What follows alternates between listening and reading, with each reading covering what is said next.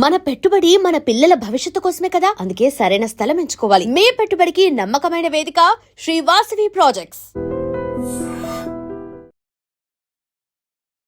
రమణ మహర్షుల నమస్కారం. I dream సనాతన వైభవం కార్యక్రమానికి స్వాగతం. నేను మీ విచిత.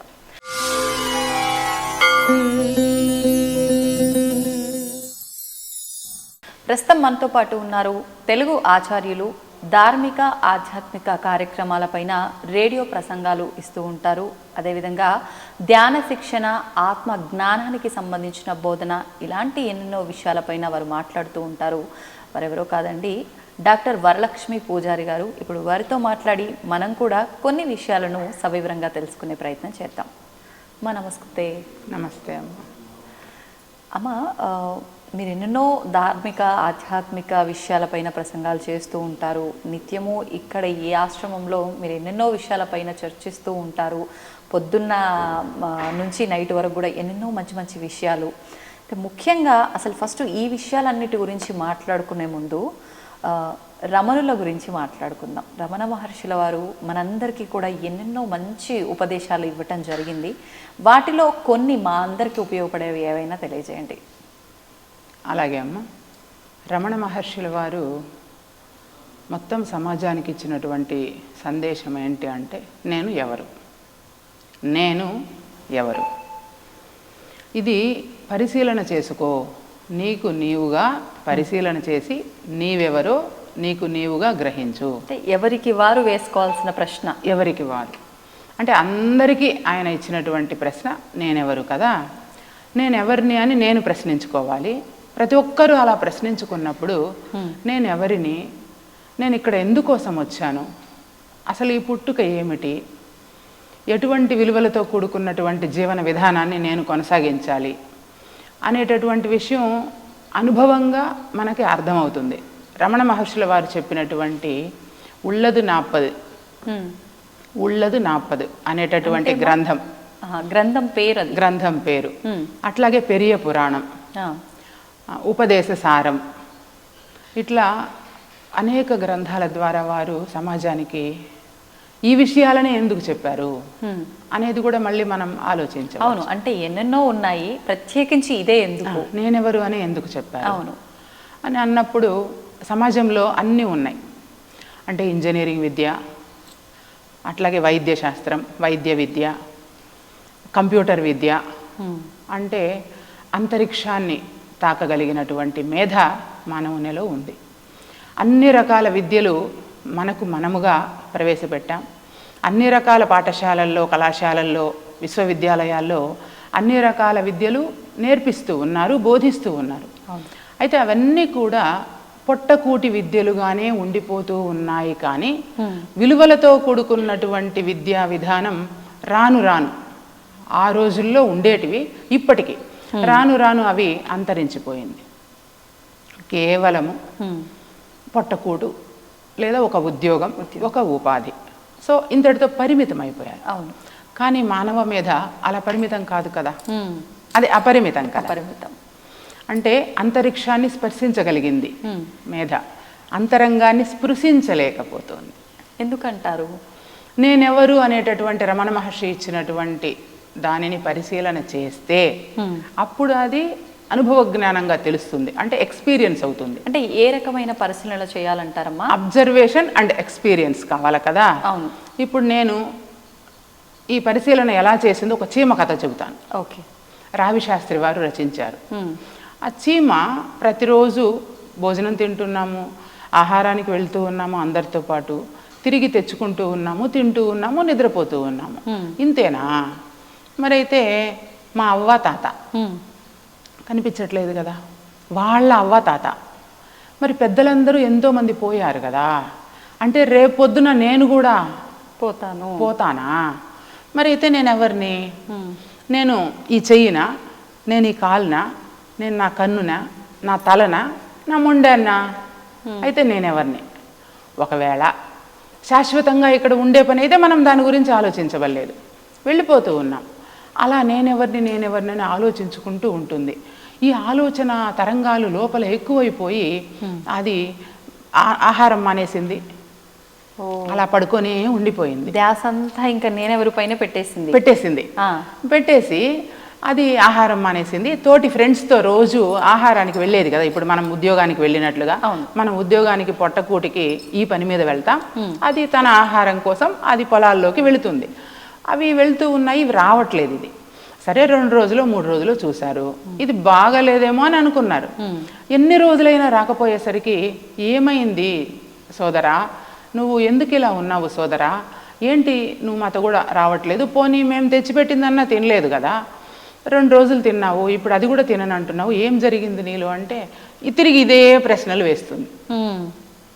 నేనెవరు ఏంటి అని ఇదే ప్రశ్నలు రిపీట్ చేస్తుంది. నేనెవరిని, నా ప్రశ్నలకు జవాబు చెప్పండి, నేను అన్నం తింటాను, పుట్టి నేను ఎందుకు పుట్టాను కదా, నేను చచ్చి ఎక్కడికి వెళ్తాను, నేనేంటి, అసలు నేను ఎవరు, ఈ తల కాలు మొండెము నేను కాదు, అయితే నేనెవరిని అని అన్నప్పుడు ఆ చీమలలో ఉండేటటువంటి ఒక బుద్ధి కలిగినటువంటి చీమ, మేమెవరూ నీ ప్రశ్నలకు సమాధానం చెప్పలేము, మరి అక్కడ గౌతమి నదీ తీరాన ఒక ఊరు ఉన్నది, జన్నాలపాలెం అనే ఊరు ఉన్నది. ఆ ఊరిలో ఒక గురువు గారు ఉన్నారు, నిగమ శర్మ అని. ఆయన దగ్గరికి వెళ్ళావంటే నీ సందేహాలు తీరుతాయేమో అని చెప్తారు. అయితే అది చాలా దూరం, అయినా పర్వాలేదు నేను వెళ్తానులే అని అది అప్పుడు లేచి నెమ్మదిగా బయలుదేరి జన్నాలపాలెం చేరుకుంటుంది. జన్నాలపాలెం చేరుకున్న తర్వాత అక్కడ గురువు గారి దగ్గరికి వెళ్ళి ఇదే ప్రశ్నలను తిరిగి మళ్ళీ రిపీట్ చేస్తుంది. గురువుగారు నేను ఎవరినండి అని రిపీట్ చేసినప్పుడు, ఓహో నువ్వెవరో తెలుసుకోవడానికి వచ్చావా, అయితే నేను నీకు విద్య నేర్పిస్తాను, కానీ ఆత్మ పదార్థానికైనా మరి పరమాత్మకైనా బోధన చెయ్యాలి అని అంటే నాకు ఆకలిగా ఉంది. గురువు అంటారు, గురువు గారు, నేను ఆకలిగా ఉంది, అన్నం తిని చాలా రోజులయ్యింది, నాకు అన్నం పెడితే నేను నీకు చెప్తాను, అట్లాగే నీకు విద్య నేర్పేయడానికి కనీసం 2 సంవత్సరాలు పడుతుంది కదా, 2 సంవత్సరాలకు సరిపడా రోజుకి గిద్దెడు నూకలు అని చెప్తాడు ఆయన. రోజుకి గిద్దెడు నూకలు తెచ్చిస్తే నేను రోజు దాన్ని తిని నీకు విద్య నేర్పిస్తాను అని చెప్తారు. అయ్యో దేవుడా, నా వీపంతా నొప్పి వస్తుందేమో, ఇన్ని నూకలు నేను ఎలాగా మోయాలి అని అనుకుని అది వెళ్ళి 2 సంవత్సరాలు శ్రమ చేసి 2 సంవత్సరాలకు కావలసినటువంటి నూకలను అది పోగు చేసుకున్న తర్వాత గురువు గారి దగ్గర విద్య నేర్పమని కూర్చుంటుంది. అప్పుడు ఆయన అఆలు కక్కాలు అక్షరాలు పదాలు అన్నీ నేర్పిస్తారు.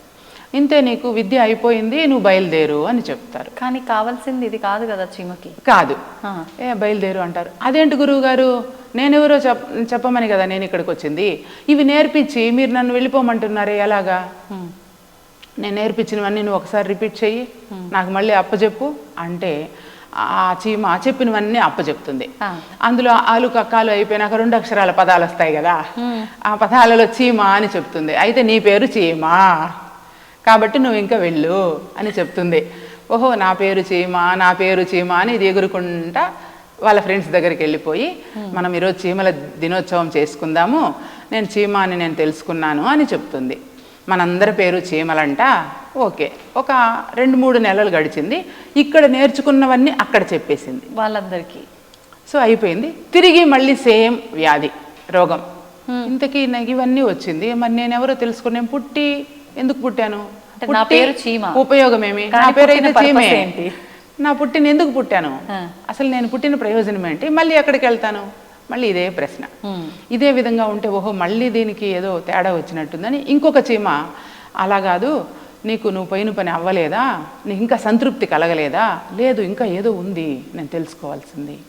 అప్పుడు చతుర్వేది గురువు గారు ఉన్నారు పలానా చోట అని చెప్తే, ఆ చతుర్వేది గురువు గారి దగ్గరికి వెళ్ళటానికి ఈ చీమ సంకోచిస్తుంది. ఆయన వేదాలు అధ్యయనం చేసినటువంటి బ్రాహ్మణుడు కదా, మరి నేను వెళితే ఆయన నాతో మాట్లాడతారా, లేదులే మా గురువు గారితో నాకు ఆ చనువు ఉంది, 2 సంవత్సరాలు నేను గిద్దెడు నూకలు మోసుకొని పోయి ఇచ్చాను కదా ప్రతిరోజు, నా గురువు గారిని వెళ్ళి అడుగుతాను అని చెప్పి గురువుగారి దగ్గరికి వెళ్ళి, గురువుగారు మీరు చెప్పిన పాఠంతో నేను సంతృప్తి చెందడం లేదు, నాకు ఇంకెవరినైనా సూచించండి, నేనెవరో నేను తెలుసుకోవాలి అంటే, అయితే ఇక్కడ నుంచి 3 ఆమడల దూరంలో చతుర్వేది గురువు గారు ఉన్నారు, అక్కడికి వెళ్ళు అంటే, అయితే మరి నేను అక్కడికి వెళ్తే ఆయన వారు నాతో మాట్లాడతారా, లేదులే నేను పరిచయ పత్రం రాసిస్తాను అని చెప్పి పక్కనే ఉండేటటువంటి తాటాకులు ఆ రోజుల్లో ఉండేటువంటి ఆకు తీసి ఆ చీమ ఏమేమి నేర్చుకుందో రాసి ఇచ్చి పంపిస్తుంది.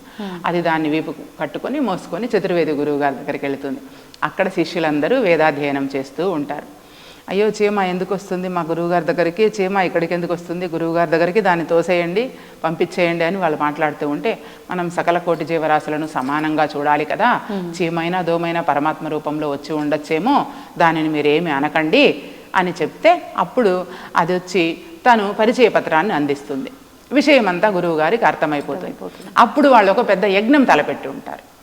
నేను ఈ యజ్ఞం చేయాలంటే మా దగ్గర సరిపడా వస్తువులన్నీ ఉన్నాయి, కానీ హిరణ్మయం ఒక్కటి లేదు మా దగ్గర. ఈ 2 నెలలు మేము కష్టపడి అన్నీ సంపాదించి పెట్టాం. ఇంకా 2 రోజులు యజ్ఞానికి ఉంది. హిరణ్మయం అంటే బంగారు, అవి తెస్తే మనం యజ్ఞం పూర్తి చేసిన తర్వాత నీకు వేదాలు నేర్పిస్తాను అని చెప్తారు. అలా అది వెళ్ళి, అయ్యో అది బరువు కదా, నాకు పొలాల్లోకి వెళ్ళి మట్టిలో పొడి ఉంటుంది కదా బంగారు పొడి, అదంతా తీసుకొని వచ్చి అది సేకరించి ఇస్తుంది. ఆ తర్వాత విద్య నేర్చుకుంటుంది. 4 వేదాలు నేర్పిస్తారు, సంస్కృత భాషలో పదాలు అన్నీ నేర్పిస్తారు. అన్నీ నేర్పించి ఇంక నువ్వు బయలుదేరు, నీ పాఠం అయిపోయిందంటే, అదేంటి గురువుగారు నేనెవరో చూపించకుండా చెప్పకుండా నాకు అంటే, సరే నేను చెప్పినవి అన్నీ చెప్పు అంటే 4 వేదాలు అప్పచెప్పేస్తుంది. ఆయన చెప్పినవన్నీ అప్పచెప్పేసి పదాలన్నీ చెబుతుంది. దాంట్లో పిపీలికము అని ఒక పదం వస్తుంది. నీ పేరు పిపీలికము, ఇది దేవభాష, దేవభాషలో నిన్ను పిపీలికం అంటారు అని చెప్పి పంపించేస్తుంది. ఓహో నేను దేవభాషలో నన్ను పిపీలికం అంటారని వెళ్ళి తిరిగి కొద్ది రోజులకి అదే పరిస్థితి వచ్చింది. అదే పరిస్థితి వచ్చిన తర్వాత పక్కనే 7 కొండలని ఒక ప్రాంతం ఉన్నది మన అడవికి పక్కన, అక్కడికి వెళితే నీ సమస్యకు పరిష్కారం వస్తుంది. ఎందుకంటే అక్కడ మన ఫ్రెండ్స్ ఉన్నారు, చీమల పుట్టలన్నీ ఎక్కువగా ఉన్నాయి అక్కడ. అక్కడెవరు ఒక గురువుగారు తపస్సు చేస్తూ ఉన్నారంట, ఆయన పేరు ఋషి పుంగవులు అంట, అక్కడికి వెళ్తే నీకేమన్నా చెప్తారేమో అని చెప్తారు. సరే ఇది అలాగే ఋషి పుంగవుల యొక్క చిరునామా తెలుసుకొని అక్కడికి వెళ్ళింది. ఆ ఋషి ఏమంటే జడలు కట్టేసి ఉంది, గడ్డము జడలంతా తపస్సులో ఉన్నాడు. ఆయన ఇప్పటిదాకా ఎవరు మాట్లాడింది లేదు ఆయన ఎవరితో. చీమల పుట్టల దగ్గర చీమల పుట్టలు కూడా పెట్టేసినాయి చుట్టూరు, జుట్టు అలా ఉన్నాడు. అయితే ఎవరు ఇక్కడికి వచ్చారబ్బా, మన ఫ్రెండ్ వచ్చిందని చెప్పి ఈ చీమ వెళ్ళగానే అవి ఫ్రెండ్స్ కదా అన్నీ, నేను ఋషి పుంగవుల వారిని చూడాలి అని చెప్తే, అప్పుడు రా ఋషి పుంగవులు ఇక్కడే తపస్సు చేస్తూ ఉంటారు, ఇప్పటి వరకు మాతో ఎప్పుడు పలకరించలేదు, నువ్వు రా అని చెప్తారు. ఆయన ఆ ఋషి పుంగవుల దగ్గర వచ్చి సాష్టాంగ నమస్కారం చేసి ఇక్కడ గురువుగారి దగ్గర నిగమశర్మ గురువుగారి దగ్గర నేర్చుకున్నదన్నీ అప్పచెప్పి చతుర్వేది గురువుగారి దగ్గర నేర్చుకున్నదన్నీ కూడా అప్పచెప్పింది. అలా అప్పచెప్పిన తర్వాత నేనెవరిని నేను తెలుసుకోవాలని అనుకుంటూ ఉన్నాను అనగానే, ఎవరబ్బా ఇంత అనర్గళంగా ఈ అడవిలో ఇంత చక్కగా వేదాలను శాస్త్రీయంగా అధ్యయనం చేసి ఇంత చక్కగా చెప్తున్నారు ఎవరబ్బా అని తపస్సులో ఉన్నటువంటి గురువుగారు విని ఋషిపుంగవుల వారు కళ్ళు తెరిచి చూస్తే ఇది అన్నీ చెప్తుంది. మళ్ళీ రిపీట్ చేస్తుంది. రిపీట్ చేస్తే, ఓహో నీకు జన్మరాహిత్య విద్య కావాలి అంటే నువ్వు జనన మరణ చక్రం నుంచి విడివడాలని అనుకుంటూ ఉన్నావు, జన్మరాహిత్య విద్య నేర్చుకుంటే తప్ప అంటే నేనెవరు అనేటటువంటి రమణ మహర్షి ఇచ్చిన ప్రశ్న ఏంటి అంటే జన్మరాహిత్య విద్య అంటే ఏంటి? జన్మరాహిత్య విద్య అంటే ఈ జన్మ మాత్రమే కాదు శాశ్వతము, భగవంతుడు శాశ్వతం కదా, ఈ భగవంతుడు ఈ లోక కళ్యాణ కార్యక్రమాల్లో మనల్ని ఇక్కడికి పంపించారు, లేదా మనమే కూడా వచ్చాము. ఎలా అయినా కానీ మనుషులమన్న తర్వాత లేదా విలువలను కాపాడాలి అంటే ధర్మాన్ని కాపాడాలి. దీనికి ఏంటంటే శరీరం కలు ధర్మ సాధనం కదా, కలు మనిషికి శరీరం అనేది ధర్మ సాధనం. అంతే. మరి ధర్మాన్ని మనం కాపాడకపోతే ఏమవుతుంది? ట్రాక్ మిస్ అయిపోతాం, దారి తప్పిపోతే అది గల్లంతో అవుతుంది. కనుక ధర్మ పరిరక్షణ చెయ్యాలి. ధర్మ పరిరక్షణ ఎప్పుడు చేస్తాము అంటే నేనెవరో తెలిసినప్పుడు మాత్రమే చేస్తాం. ఆ ఋషి పుంగవుల దగ్గర ఓహో జన్మరాహిత్య విద్య ఇది ఎలాగా గురువుగారు అని అడుగుతుంది. అంతే, ఆయన మళ్ళీ మౌనంలోకి వెళ్ళిపోతారు. ఇంకా గురువుగారు పలకరేమో అనుకొని వెళ్ళిపోతుంది. అయితే ఆ చీమ వెనక్కు తిరిగి వాళ్ళ ఫ్రెండ్స్ దగ్గరికి వెళ్ళి మనం జన్మరాహిత్య విద్య నేర్చుకోవాలంట అని చెప్పాలి అని అనుకుంటూ వెళ్తుంది. అయితే అక్కడికి వెళితే అన్నీ చల్లాచెదురైపోయి పుట్టల్లో నుంచి చీమలన్నీ భయపడిపోయి అరుచుకుంటా ఏడ్చుకుంటా వస్తున్నాయి. ఏంటి ఏమైంది మీకు, ఎందుకు ఇలా వస్తున్నారు అంటే ఎవరు అంట సుఖభోగి అంట ఆయన వచ్చి మన పుట్టలంతా మన స్థావరాలనంతా ఆక్రమించుకొని మనకి వెళ్ళిపోమంటున్నాడు, ఉంటే నలిపి చంపేస్తానంటున్నాడు, మరి ఏం చేయాలో మాకు అర్థం కాలేదు అంటే అప్పుడు ఇది నేను నిగమశర్మ దగ్గర అక్షరాభ్యాసం నేర్చుకున్నాను, చతుర్వేది గురువు గారి దగ్గర వేదాలు అధ్యయనం చేశాను, మనం భయపడడం ఏంటి, మనం శరీరం కాదుగా, నేను ఎందుకు భయపడాలి, రా మనందరం పోయి దాని మీద తిరగబడదాము అని అక్కడికి వచ్చి ఆ సుఖభోగిని ఇవందరూ ఈ చీమలన్నీ కలుసుకొని ధైర్యంగా ఆ సుఖభోగిని కుట్టి కుట్టి నలిపి నలిపి చంపేస్తాయన్నమాట.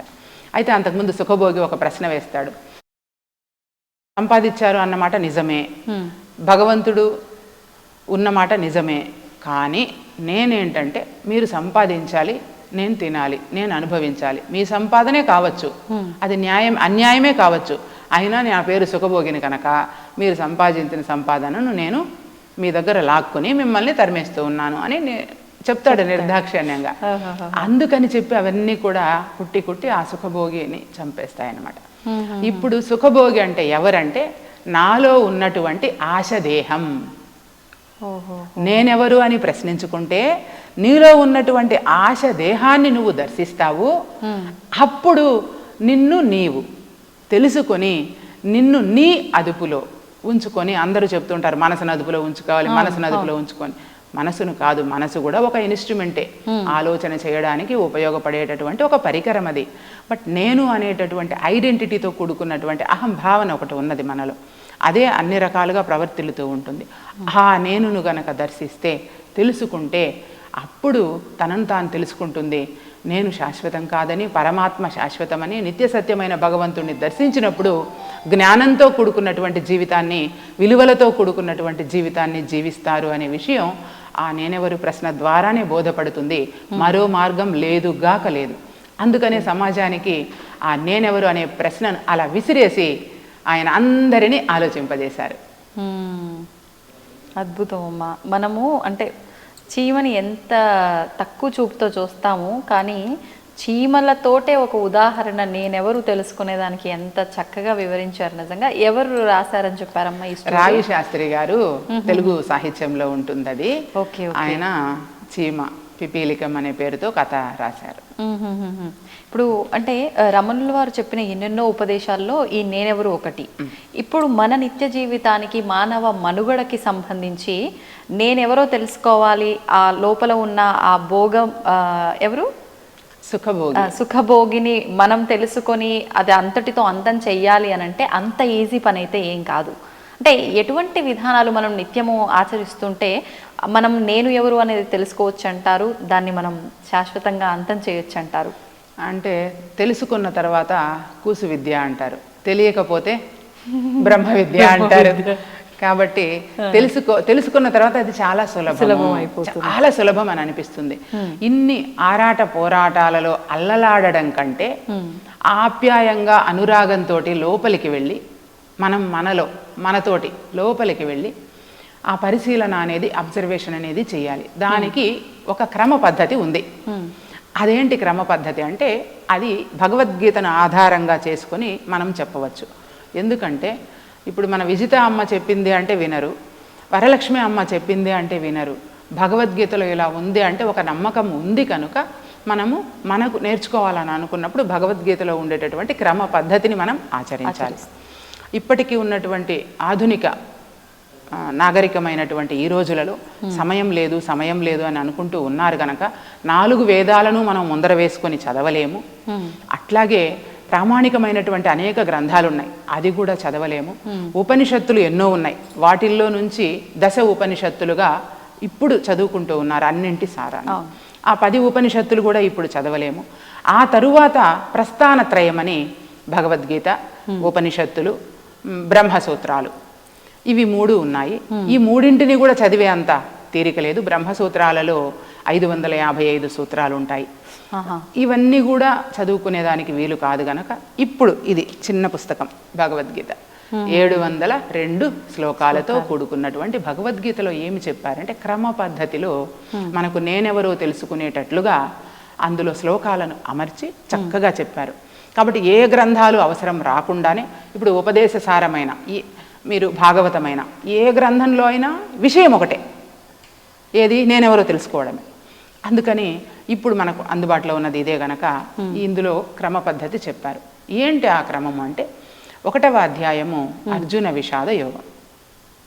దీంట్లో నిత్య అనిత్య వివేకము అనేది మనలో ఉన్నటువంటి ఎవరైతే సుఖభోగి మనిషిలో ఉన్నాడో, ఈ శరీరాన్ని నడిపిస్తూ ఈ శరీరానికి డైరెక్షన్స్ ఇస్తూ ఉన్నటువంటి ఒక డ్రైవర్ ఎవరైతే ఉన్నారో ఆ డ్రైవర్కి మనము ఈ నిత్యము ఏది అనిత్యము ఏది అనే జ్ఞానాన్ని అందిస్తే, ఎందుకంటే ఏదైతే నవ్వుతుందో అదే ఏడుస్తుంది లోపల, అంతేనా? నవ్వేది వేరు ఏడ్చేది వేరు కాదు కదా. కొద్దిసేపు అమ్మ చాలా గొప్పది చాలా మంచిది అంటుంది, కొద్దిసేపు తర్వాత అబ్బా ఆమె అసలు మంచిది కాదు అని ఇంకా ఎన్నో చెప్తుంది. అంటే కొద్దిసేపు అవునని కొద్దిసేపు కాదని ఇలాగా రకరకాలుగా క్లారిటీ లేకుండా ఆ ఉండటానికి కారణం ఏంటంటే ఇది ఒక గీత అన్నమాట, మార్గం గీత కదా. అంటే నేనెవరు తెలుసుకోవడానికి ఉపయోగపడే ఒక గీత, అంటే రోడ్ అంతే. అంటే మీరు చెప్తున్నారు బాగుంది, అంటే నేనెవరో తెలుసుకోగలిగితే దాన్ని ఒక ఆచరణలో పెట్టాలి అని అంటే ఒక మార్గదర్శకం గీత అని చెప్పి.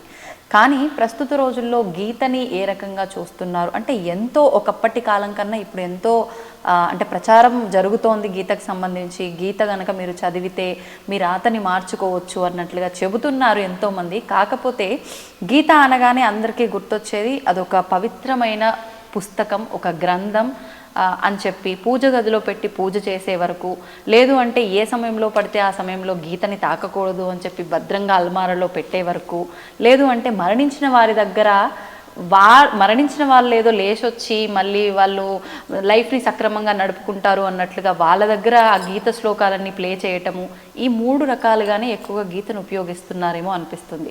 మరి అటువంటప్పుడు మంచి మార్గంలో వెళ్ళాలి, మేము చదవాలి అనే ఆలోచన ఎక్కడొస్తుందమ్మా? ఆ ఆలోచన కలగడానికే భగవద్గీతను క్రమ పద్ధతిలో అధ్యయనం చేసినప్పుడే వస్తుంది. అలా అధ్యయనం చేయడానికి మొదటి అధ్యాయంలో మనకి ఏం తెలుస్తుంది అంటే ఏది నిత్యము ఏది అనిత్యము అనేటటువంటి వివేచన. అసలు ఈ నిత్యము ఏంటి అనిత్యము ఏంటి వివరణ చెప్తాను. వివేచన ఎక్కడ కలుగుతుంది? మన లోపలే. ఎక్కడ? ఏదైతే ఇప్పుడు అవివేకంతో ఉందో, ఏదైతే విషయం తెలియకుండా ఉందో దానికే వివేచన కలుగుతుంది. నిత్యము అంటే ఎప్పటికీ మారనిది, శాశ్వతమైనది, సత్యమైనది, వికారము లేనిది, సనాతనమైనది. అది దాని లక్షణము పుట్టదు, గిట్టదు, ముట్టదు, పట్టదు, కొట్టదు, తిట్టదు, కట్టుబడదు, ఏది అంటదు అని, ఏది అంటదు దానికి. అదే మనకి భగవద్గీతలో చెప్పిన శ్లోకము నైనం చిందంతి శస్త్రాణి నైనం దహతి పావకః నచైనం క్లేదయంత్యాపో నశోషయతి మారుతః అచ్చేద్యోయం అదాహ్యోయం అక్లేద్యో శోషయేవచ నిత్యః సర్వగతః స్థాణుః అచలోయం సనాతన నజాయతే మ్రియతే వా కదాచిత్ నాయం భూత్వా భవితా వా నభూయః అజో నిత్యః శాశ్వతోయం పురాణో నహన్యతే హన్యమానే శరీరే. అంటే అజహ జన్మలేనిది, పుట్టనిది, ఇది శాశ్వతము, ఇది పురాణము, ఇది సనాతనము. ఈ లక్షణాలన్నీ కూడా ఒక్క భగవంతునికే వర్తిస్తుంది. పోని ఇప్పుడు భగవంతుడు అనగానే ఒక రూపం ఆపాదించుకుంటారు. కానీ ఎన్ని రూపాలుగా నీకు నువ్వు సృష్టించుకొని ఆపాదించుకున్నా ఉన్నది భగవంతుడు ఒకడే. ఎలా ఉంటాడు అంటే విశ్వవ్యాపక శక్తి రూపంలో ఉంటాడు. నేను అమ్మవారి రూపంలో కొలవచ్చు, మీరు వెంకటేశ్వర స్వామి రూపంలో కొలవచ్చు, శివుని రూపంలో కొలవచ్చు, తప్పులేదు. ఎవరి భావన కొద్దీ వాళ్ళు కొలుస్తారు. బట్ ఎవరు కొలిసినా ఆ కొలిచేది ఆ ఏకైకమైనటువంటి నిత్య సత్యమైనటువంటి అఖండమైనటువంటి పరిపూర్ణమైనటువంటి పరబ్రహ్మ శక్తిని. అది నిత్యం, అది తప్ప మిగిలినవన్నీ అనిత్యాలే. యదృశ్యం తన్నస్యం కదా. భగవంతుడు మారడు. ఇప్పుడు ఇది మారుతుందా లేదా? ఒకప్పుడు మనం ఎలా ఉన్నాము? చిన్న బిడ్డలాగా ఉన్నాం. శైశవ దశ, బాల్య దశ, ఆ తర్వాత కౌమార దశ, యవ్వన దశ, వయోజన దశ, వృద్ధాప్య దశ. సో ఈ కొంతకాలం ఎంతకాలం జీవించామన్నది కాకుండా అసలు ఏమి చేశాం మనము. పోనీ ఇప్పుడు మీకు నేను చెప్పాను వృద్ధాప్య దశ వరకు, మీరేమన్నా గ్యారెంటీ ఇవ్వగలరా? వృద్ధాప్య దశ వరకు లేదు. శతవర్షముల దాకా మితము చెప్పిరిగా అని నమ్మరాదా మాట నెమ్మనమున. బాల్యమందో మంచి ప్రాయమందో ముదిమియందో లేక ముసలియందో ఊరనో అడవినో ఉదక మధ్యముననో ఎప్పుడో విడుచుట ఏ క్షణంబో. మరణమే నిశ్చయము బుద్ధిమంతులైన దేహమున్నంతలో నిన్ను తెలియవలయు. జీవుని ప్రయాణ కాలంబు సిద్ధమైన నిలచున దేహమందు ఒక్క నిమిషమైన. కాబట్టి అనిత్యము అనే విషయాన్ని నువ్వు గ్రహించినప్పుడు ఒక పదవి కోసం ఒక డబ్బు కోసం ఇంకొకళ్ళని ఏదైనా చేయగలిగేటటువంటి మనస్తత్వం మనలో కలగదు కదా కదా. దూర్జటి చాలా స్పష్టంగా చెబుతాడు దాన్ని. ఒకరిని చంపి పదస్థులై బతుక తామొక్కొక్కరు ఊహింతురు ఏలకో తామెన్నడు చావరో తమకు పోవో సంపదల్ పుత్రమిత్ర కళత్రాదులతోడ నిత్య సుఖం అందం గందురో ఉన్నవారికి లేదో మృతి కటకట శ్రీకాళహస్తీశ్వర అని వేడుకుంటాడు ఆయన. ఈ భావన ఎప్పుడైతే మనకు నేను శాశ్వతం కాదు, భగవంతుడు శాశ్వతము, నేను ఇక్కడికి ఒక చుట్టంగా వచ్చాను, ఒక అతిథిగా వచ్చాను, ఈ భూమండలం అనేది ఓ మంచి పాఠశాల, నేను నేర్చుకోవడానికి వచ్చాను, నేర్పించడానికి వచ్చాను, ఇక్కడ అందరూ ఒకటే, అవును అందరూ సమానమే, అందరూ సమానమైనటువంటి ఈ భూమండలం మీద ఇన్ని కుల మత లింగ వర్ణ వర్గ విభేదాలు ఎందుకు వచ్చాయి అంటే ఆ సుఖభోగి లాంటి వాడు ఎవరికి వాళ్ళుగా స్వార్థంతో ఉండిపోయి ఉన్నటువంటి దేశంలో లేదా మన రాష్ట్రంలో ఉన్నటువంటి సంపదను అందరికీ పంచకుండా కొంతమంది దగ్గరే ఉండిపోతుంది కదా. మరి అలా ఉండిపోవడం వల్ల ఇంకొకళ్ళు పేదవాళ్ళుగా ఉంటున్నారు. ఒక చోట మెట్టయిందనుకోండి, మట్టిని తవ్వి పోసారనుకో, ఒక చోట ఎత్తు అవుతుంది, ఇక్కడ పల్లం అవుతుంది. మరి ఇంతమంది మన భారతదేశంలో ఇంత సంపద ఉండి ఎక్కడ భూమిలో తవ్వినా మనకి ఖనిజాలు వస్తాయి. అట్లాగే గ్రానైట్స్ అని, టైల్స్ అని, వజ్రాలని, వైడూర్యాలని, బంగారాలు ఇన్ని వస్తున్నాయి కదా. మరి ఇది అందరికీ ఎందుకు చేరడం లేదు?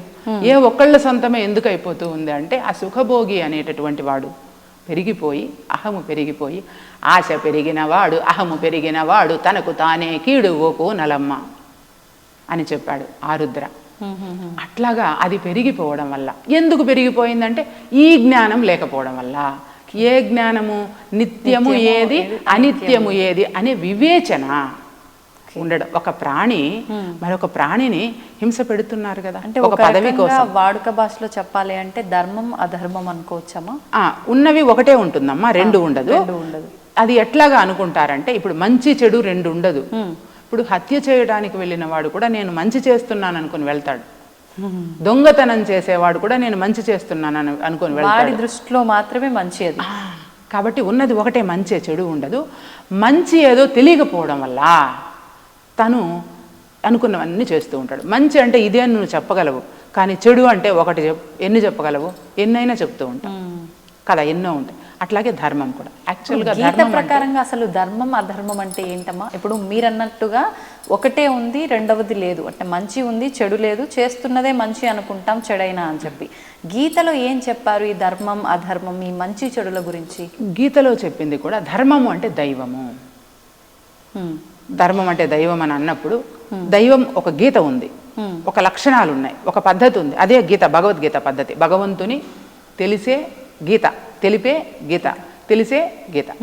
ఈ పద్ధతిలో నువ్వు వెళ్ళినప్పుడు నువ్వు కరెక్ట్గా ట్రాక్ మీదే వెళ్తావు, దారి తప్పవు. నువ్వు దారి తప్పేసావు అనుకో, అప్పుడు నువ్వు ఎందులో ఉన్నట్టు? అధర్మంలో ఉన్నట్టు. అధర్మం అని ప్రత్యేకంగా దానికి ఇన్ని లక్షణాలని ఇట్లా ఏమి ఉండదు. మంచికి అధర్మం అది. అట్లాగే మంచిగా ఉండకపోవడమే చెడు. చెడు. కానీ మా ఇప్పుడు మీరు అంటున్నారు మంచిగా ఉండకపోవడం చెడు, ధర్మంగా నడవకపోవడం అధర్మము అని. కానీ ఇందాక మీరు అన్నట్లుగా అంటే ఎవరికి వారు చేస్తున్నది మంచి అనే అనుకుంటారు, ధర్మం అనే అనుకుంటారు. అదే మూర్ఖత్వంలో వెళ్ళిపోతూ ఉంటారు. నేను చేస్తున్నది తప్పు అని మీరు నాకు ఒకవేళ చెప్పినా, లేదు నేను మంచే చేస్తున్నాను అని వితండవాదం చేస్తుంటారు. అలాంటి మూర్ఖుల్ని మనం అసలు బయటికి తీసుకురావడం సాధ్యమే అంటారా? ఖచ్చితంగా సాధ్యం. ఎందుకంటే గీతలో చాలా సులభంగా ఉంది కదా. ఇప్పుడు తనకి ఆ సుఖభోగే కదా అంటుంది. ఇప్పుడు తప్పు చేసినది ఆ ఫిజికల్ బాడీనా, తనలో ఉండేటటువంటి ఆ సుఖభోగినా? తప్పు ఏదైతే అధర్మం అంటున్నామో దాన్ని చేస్తున్నది తన యొక్క భౌతిక శరీరమా, తనలో ఉన్నటువంటి ఆ భావన అయి ఉండొచ్చు కదా. ఎంత సింపుల్. ఆ భావాన్ని మనం మార్చేస్తే సాఫ్ట్వేర్ అంటే నీ సాఫ్ట్వేర్ లో వైరస్ పట్టింది. ఆ వైరస్ కి మందు వేయాలి. ఆ మందే భగవద్గీత. అందుకే భగవద్గీత మొదటి అధ్యాయంలో అర్జున విషాద యోగంలో విషాదం అంటే ఏమిటి అని బోధిస్తూ, ఇది సంపదలంతా కూడా అనిత్యము, మరి ఈ అనిత్యమైనటువంటి సంపదల కోసం నేను ఎందుకు యుద్ధం చేయాలి అని కూడా ఒక సందర్భంలో ఆయన ప్రశ్నిస్తాడు మన అర్జునుడు. కాబట్టి ఎప్పుడైతే నిత్య అనిత్య విభజన తెలిసిపోతుందో, అంటే ఆత్మ అనాత్మ, భగవంతుడు మిగిలినవన్నీ కూడా అశాశ్వతం కనుక దానిని భగవంతుడని చెప్పలేము. కాబట్టి ఎప్పటికీ ఉండేది భగవంతుని తత్వము, భగవంతుని శక్తి. మరి మన డ్యూటీ ఏంటి ఇక్కడ అంటే ధర్మ సంస్థాపన. ధర్మ సంస్థాపన అంటే ఏమి అంటే విలువలతో కూడుకున్నటువంటి జీవన విధానం. ఏంటి అసలు ఈ విలువలు ఏంటమ్మా? ఏంటి విలువలు అంటే ఒక మనిషి మరొక మనిషిని ఏ రకంగానూ కూడా బాధించకుండా ఉండడం. నేనే నాకే కావాలన్నీ, నేనే ఉన్నాను, స్వార్థం అవి లేకపోవడమే విలువలతో కూడుకొని జీవించడం. అలాంటి వారు ఉన్నారంటారా అసలు? అదే మీకు ఇందాక చెప్పాను కదా, సంపద ఒకరి చేతిలోనే ఉండిపోతుంది, అట్లాగా అయిపోయింది. అలాంటి వాళ్ళు రమణ మహర్షుల వారు ఉండినారు కదా, ఈరోజు మనం వింటున్నాం కదా. అట్లాగే రామకృష్ణ పరమహంస ఉండినారు కదా, మనం వింటున్నాం కదా. అప్పట్లో వారికి సాధ్యపడింది. ఇప్పుడు ఈ కలియుగంలో ప్రస్తుత రోజుల్లో ఎవరైనా ఉన్నారు అని చెప్పొచ్చు అంటారా? అంటే ప్రతి ఒక్కరి దగ్గర ఎంత ధర్మంగా వెళ్ళే వారి దగ్గరైనా నేను నా కుటుంబం అనే ఒక చిన్న ఆ భావన అయినా ఉంటుందేమో అని. నేను నా కుటుంబం కూడా కలిసి ఏం చేయాలి అంటే ఎదుటి వ్యక్తిలో ఆ ధర్మాన్ని స్థాపించాలి. ధర్మ సంస్థాపన అంటే ఎక్కడికో వెళ్ళి చేయడం కాదు. ఏదైతే లోపల స్వార్థపూరితమైనటువంటి నేను ఏదైతే ఉన్నదో, అహం ఏదైతే ఉన్నదో ఆ భావనలోకి వెళ్ళి నేను నా కుటుంబం అంతా కూడా మీ భావనను మార్చి ఆ సరి అయినటువంటి ట్రాక్ తప్పింది కదా, తిరిగి ట్రాక్ మీద ప్రయాణం చేసేటట్టు బోధించగలగాలి. ఆ బోధించడానికి గీత ఉంది కదా. ఖచ్చితంగా దీంట్లో మనుష్యాణం సహస్రేషు, కోటికొకరు ఖచ్చితంగా ఉంటారు, అయితే అరుదుగా ఉంటారు.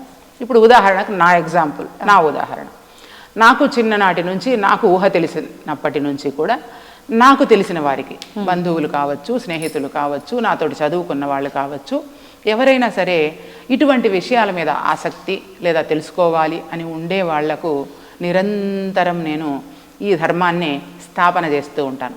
ధర్మం అంటే దైవం కదా, దైవం అంటే దైవ లక్షణాలు, దైవ శక్తి కదా. ఎక్కడ స్థాపన చేస్తాను? మనకేమైనా కనిపిస్తుందా? అది కనిపించదు. మీ యొక్క లోపల జ్ఞానంలో, జ్ఞాతలో, దానిని జ్ఞాత అంటారు. గ్రహించేవాడిని మన లోపల ఉంటాడు డ్రైవర్ అని చెప్పాను కదా, జ్ఞాత అంటారనమాట. అది దానికి మనం విలువలను, ఆ ధర్మాన్ని, ఆ దైవాన్ని దాని లోపల స్థాపింపజేయడం. ఎట్లా స్థాపింపజేయడం మీకు ఉదాహరణ చెప్తాను. ఇప్పుడు మనకి పరమానంద శిష్యుల కథ అందరికీ తెలిసింది, సులభంగా అర్థమవుతుంది. 10 మంది నది దాటడానికి వెళ్ళారు, తెలుసు కదా. నది దాటిన తర్వాత ఎంచుకుంటారు వాళ్ళు, 9 మందే ఉన్నారు అని ఏడుస్తూ ఉంటారు. నదిలో ఒకడు మునిగిపోయాడు, మరి ఇంకొకడు వస్తాడు, వాడు మళ్ళీ 9 మందిని ఎంచుతాడు. ఆ కథే అన్నమాట. అప్పుడేమవుతుందంటే దారిలో పోయేవాళ్ళు, ఏం నాన్న ఏం జరిగింది, ఎందుకు ఇట్లా ఏడుస్తూ ఉన్నారంటే, మేము ఇట్లాగా ఒకళ్ళు మిస్ అయిపోయాము అంటే, ఉండు నేను ఎంచి చూస్తాను అని చెప్తే 10 మంది. అది ఎట్లాగా 10 మంది ఉన్నారు? ఆ అబ్బాయి మీద ఒక ముటిక్క వేసి, నిన్ను లెక్కేసుకోలేదంటే, ఓ అవును కదా, నేను కదా అని గ్రహిస్తాడు. అలాగా గ్రహించేటట్లు, ఓహో చీమ గ్రహించింది కదా, ఓహో నేను శరీరం కాదు కదా, నేను ఇక్కడే ఉండను, నేను ఉన్నది ఇక్కడ ఎందుకు? ధర్మ సంస్థాపనకు, విలువలతో కూడుకున్న జీవన విధానాన్ని నేను జీవించడానికి కదా నేనున్నది అనే గ్రహణ నిరంతరం నీలో ఉన్నప్పుడు, నువ్వు ఒక వ్యక్తి మరొక వ్యక్తిని ఏ పదవి కోసమో, ఏ ధనము కోసమో ఇబ్బంది పెట్టడం కానీ, ఏదో రకంగా చేయడం కానీ జరుగుతుందంటారా? జరగదు. రమణ మహర్షి ఏ రోజైనా ఎవరినైనా ఇబ్బంది పెట్టాడా? రామకృష్ణ పరమహంస ఇబ్బంది పెట్టాడా? సీతమ్మ ఇబ్బంది పెట్టిందా? లేదు. మరి రావణాసురుడు, హిరణ్యకశిపుడు, ప్రహ్లాదుడు ఉన్నాడు. ప్రహ్లాదుడి జ్ఞానం చూసారా? ఎంత చక్కగా చెప్తాడు. నువ్వు అసలు ఎవరిని చూసుకొని విర్రవీగుతూ ఉన్నావు అంటే, ఏముంది, అంతటా వ్యాప్తమై ఉన్నటువంటి ఆ భగవంతుడే నాకు దిక్కు అని సులభంగా చెప్తాడా లేదా?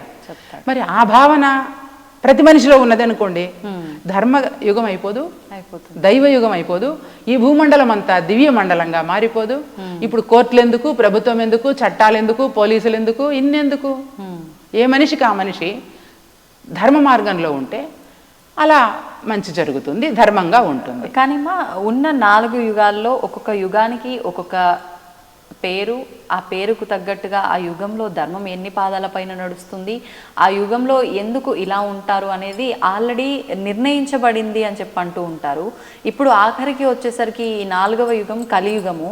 ఈ కలియుగంలో కలి ప్రభావం వల్ల ఖచ్చితంగా పాపాలే పెరిగిపోతాయి, అధర్మమే నడుస్తూ ఉంటుంది అని చెప్పి అది నిర్ణయించబడినప్పుడు కొత్తగా మనం ధర్మస్థాపన చెయ్యాలి, మనం ఇలా ఉండాలి, మనం స్వార్థంగా ఉండకూడదు అని అంటే ఇదంతా సాధ్యపడేదంటారా? ఖచ్చితంగా సాధ్యమే. ఇప్పుడు మీరు చెప్పిన అంశాన్ని మీరు అర్థం చేసుకున్న కోణం వేరు. సరైన కోణంలో మీరు అర్థం చేసుకుంటే ఇప్పుడు మీరే చెప్తారు. సుఖభోగి అని మనం అనుకున్నామే, అతనే కలి, అతను వేరు కాదు, ఎక్కడో లేడు, మనలోనే ఉన్నాడు, అతనే కలి. స్వార్థమే కదా. ఇప్పుడు మీకు యుగాల గురించి ఒక్క నిమిషంలో చెప్తాను. కృతయుగంలో ధర్మము 4 పాదాల మీద నడిచింది అని చెప్పారు. అవును. అంటే అర్థం ఏమనుకుంటున్నారు? 4 కాళ్ళు వచ్చినాయా నడవటానికి, ధర్మానికి? అలా కాదు. ఆ రోజుల్లో 100కు 100 మంది విలువలతోనే కూడుకొని జీవించేవాళ్ళు. 100 మంది ఉన్నారు అంటే 4 పాదాలు అంటే ఉన్నటువంటి అందరూ అని. 100 మందో 1,00,00,000 మందో ఎంతమంది ఉన్నారో ఆ ఉన్నంత మంది కూడా ఎలా వాళ్ళు ఉండేవాళ్ళు అంటే ప్రతి ఒక్కరూ విలువలతో కూడుకున్నటువంటి విద్యను, అంటే స్కూల్కి వెళ్ళి నేర్చుకునేదే కాదు విద్య, స్వయంగా గురువుల దగ్గర స్వయంగా పరిశీలన చేసి ఈ ప్రపంచాన్ని గమనించి నా దేహాన్ని నేను గమనించి చేసేటటువంటిది విద్య. అట్లాగా అందరూ కూడా 4 పాదాలు అంటే 4 భాగాలు. దేవతలేనా, మనుషులు కూడా ఉన్నారా ఎక్కడ? కృతయుగంలో అందరూ. మనం ఇప్పుడు అందరం దైవంగా, ఇప్పుడు మనము ఇప్పుడు నేను చెప్పిన దైవ లక్షణాలను మనం అందరం పుణికి పుచ్చుకొని అలాగా మనం నడుచుకున్నాం అనుకో, మనం అందరం కూడా దేవతలమే కదా. లక్షణాలే కదా తేడా. క్యారెక్టర్. దేవతలు మీన్స్ భగవంతుడు. కరెక్ట్. శాశ్వతం అన్నారు, అనిత్యం అన్నారు. కానీ మనం శాశ్వతం కాదే, మనం కూడా భగవంతుడమే అనుకుంటాం కదా. అంటే మీరు మనము అంటే శరీరం అని అనుకుంటున్నారా? ఆ లోపల ఉన్నటువంటి సుఖభోగి అని అనుకుంటున్నారా? ఇవి 2 మీరు కాదు కదా. ఈ ధర్మం ఈ 4 యుగాల గురించి చెప్పాక మళ్ళీ అది నేను చెబుతాను, అది మిస్ అయ్యింది కదా. ఇప్పుడు అందరూ కూడా విలువలతో కూడుకున్న జీవన విధానం గడిపారు అని చెప్పాను. అయితే అది కొంచెం ఏమైందంటే ఆ 4 పాదాల నుంచి కృతయుగం తర్వాత త్రేతాయుగం. త్రేతాయుగంలోకి వచ్చేటప్పటికి 100కు 25% మంది నెమ్మదిగా బాహ్య ప్రపంచానికి తాదాత్మ్యము చెంది 25% మంది ఏమైపోయారు అంటే దారి తప్పిపోయారు. ఇప్పుడు ధర్మం ఎంత ఉంది అక్కడ? 3 భాగాలు మాత్రమే. పాదము అంటే భాగము, నడక. 3 పాలు మాత్రమే త్రేతాయుగం అయిపోయిందా. ద్వాపర యుగంలో ఈ 25 మంది ఊరుకోరు కదా. నువ్వు సినిమా చూడని పోయావనుకో, అమ్మ సినిమా చూడని పోయింది, నేను పోవాలి కదా. మీరు బాగా తాజ్ హోటల్ లాగా పెద్ద బిల్డింగ్ కట్టుకున్నారు, మీలాగా నేను కూడా కట్టుకోవాలి. పోల్చుకొని 25 మంది కాస్త ఇప్పుడు ఏమైపోయారు? ద్వాపర యుగానికి వచ్చేటప్పటికి 50 మంది అయ్యారు. ఇప్పుడు ఇదేంటిది? కలియుగం. ఇప్పుడు ఏమైపోయారు? 1 పాదమే. అంటే 75% పాపం పెరిగిపోయింది. 75% వాళ్ళలో స్వార్థము, పాపం అనేది ఎక్కడుంది? వేరుగా ఉంది. ఎడన్నా పాపాన్ని ఎత్తి చూపిద్దామా? చేతిలో చూపించగలమా ఇది పాపమని? చేస్తున్న పనుల్లోనే అది భావంలోనే ఉంది. వైరస్ పట్టుంది కదా నీలో ఉన్న నేనుకి, సాఫ్ట్ కాపీకి వైరస్ పట్టి ఉంది. దానికి మందు వేసుకోలేదు కనుక, ఆ దిశగా వాళ్ళ ఆలోచనలు కొనసాగలేదు కనుక, పొద్దున్నుంచి సాయంత్రం వరకు భగవద్గీత చెప్పుకుంటే లేదా చదువుకుంటే నాకు డబ్బులు వస్తాయా?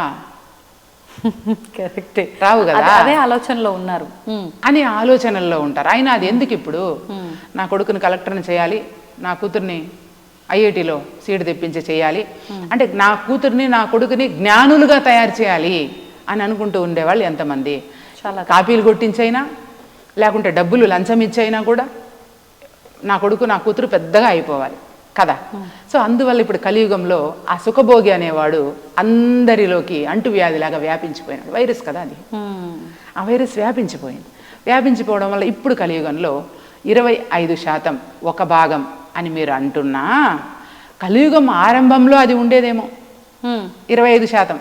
ఇప్పుడు అంత శాతం ఉందా? కలియుగం ఆరంభమై 5160 సంవత్సరాలు అయింది ఈ రోజుకి. ఓహో, ఈ సంవత్సరానికి 2025 ఈ నెల వరకు, ఈ సంవత్సరానికి 5000. ఓకే. మరి ఇప్పుడు ఆ పర్సెంట్ కూడా తగ్గిపోయింది. మీరు ఒక పాదం అని కూడా ఇప్పుడు చెప్పలేరు.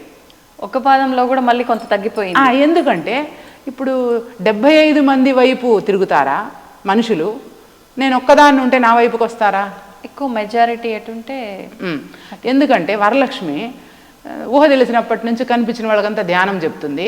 ఎన్ని ప్లాట్లు కొనింది, ఎన్ని బిల్డింగులు కట్టింది, ఏం చేసింది, నా దగ్గరికి ఎందుకు వస్తారు మనుషులు కదా?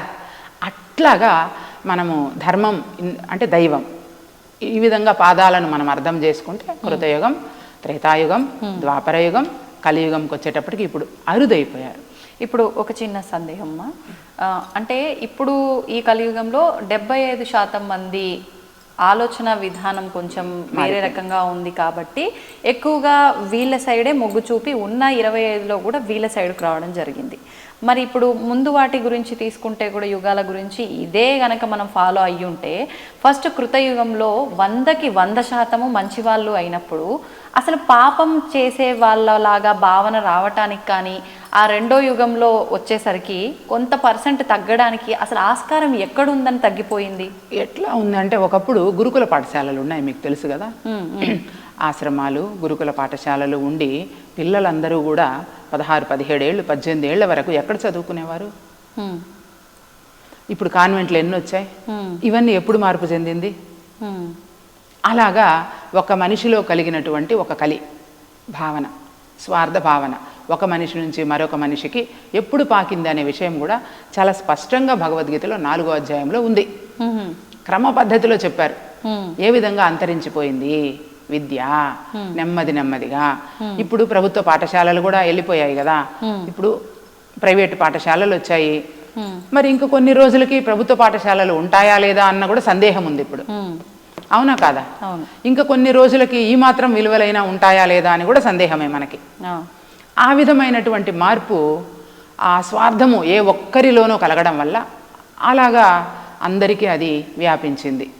ఓకే ఓకే, అంటే అది ఎలా మార్పు మొదలైందో కూడా తెలియని విధంగా ఒక రకంగా మార్పు మొదలైంది మనకు తెలుస్తూ ఉంది కదా. ఒకప్పుడు ఉన్నటువంటి విధానం ఇప్పుడు ఉందా? జీవన విధానం లేదు లేదు, మారింది, మారిపోతుంది. అలాగా మారుతున్న సమాజంలో మనము ఎదగడానికి, మనము మారుతున్న సమాజంలో ఎదిగే దిశగా మనం ఏదైనా మిషనరీస్ కనిపెట్టడం కానీ, విద్యలో చేయవలసినటువంటి మార్పులు కానీ చేయాలి కానీ, అది ఎదుగుదల పేరుతో అధఃపాతాళానికి వెళ్ళిపోయేటట్లుగా ఆ మార్పుకి సంబంధించినటువంటి భావనలు కలగడం వల్ల ఈ విధంగా, అంటే కాలక్రమేణా మార్పు రావటం సహజము, ఆ మార్పుకు తగ్గట్టుగా మనిషి మారటం కూడా ముఖ్యము, కానీ ఎలా మారుతున్నాము అనేది మాత్రం ఖచ్చితంగా చూసుకోవాలి. అది చూసుకోవాలి. ఓకే, అది మనకు క్రమ పద్ధతిలో ఇది నేర్పిస్తుంది అన్నమాట. 1వ అధ్యాయంలో ఇది మనకు తెలిసేది, నిత్యమేది అనిత్యమేది. అట్లాగే 2వ అధ్యాయంలో సాంఖ్యయోగం. సాంఖ్యము అంటే జ్ఞానం అన్నమాట. అంటే సాంఖ్యయోగంలో ఒక మనిషి ఇప్పుడు దారి తప్పిపోయాడు, ట్రాక్ తప్పిపోయాడు. ఎలా ఆలోచన చేసి ఏ విధంగా మనల్ని స్వీయ అధ్యయనం చేస్తే మనము మంచిగా మారతాము అనేటటువంటి క్రమ పద్ధతి 72 శ్లోకాల్లో క్రమంగా చెప్పాడు. అంటే నీ యొక్క ఇంద్రియాలను నువ్వు నీ లోపల ఉంచుకోవాలి. అంటే కంట్రోల్ అంటారు, అది కంట్రోల్ కాదు. నీ యొక్క ఇంద్రియాలను అవి ఎలా ప్రవర్తిల్లుతున్నాయో నువ్వు గమనించాలి. ఎవరు గమనించాలి? ఇప్పుడు మళ్ళీ వాడే కదా, సుఖభోగి గమనించాలా, కలి గమనించాలా. ఆడు గమనించి గమనించి గమనించి ఇటువంటి భగవద్గీత, రమణ మహర్షి ఇటువంటి వాళ్ళను చూసి నేను ఇప్పుడు ఎక్కడున్నానబ్బా, అవును కదా నేను దారి తప్పిపోయి ఉన్నాను, ఇప్పుడు నేను దారిలోకి రావాలంటే ఓకే ఈ క్రమ పద్ధతిని నేను అనుసరిస్తే నేను దారిలోకి వచ్చేస్తాను కదా అనే భావన. అంటే ఇప్పుడు ఏమైంది, దానికి మందు పడింది వైరస్కి. ఆ వైరస్ నెమ్మదిగా 18వ అధ్యాయం వచ్చేటప్పటికి ఆనందంగా తొలగిపోతుంది అన్నమాట. తొలగిపోయిన తర్వాత తన స్వస్వరూపం తనకు తెలుస్తుంది.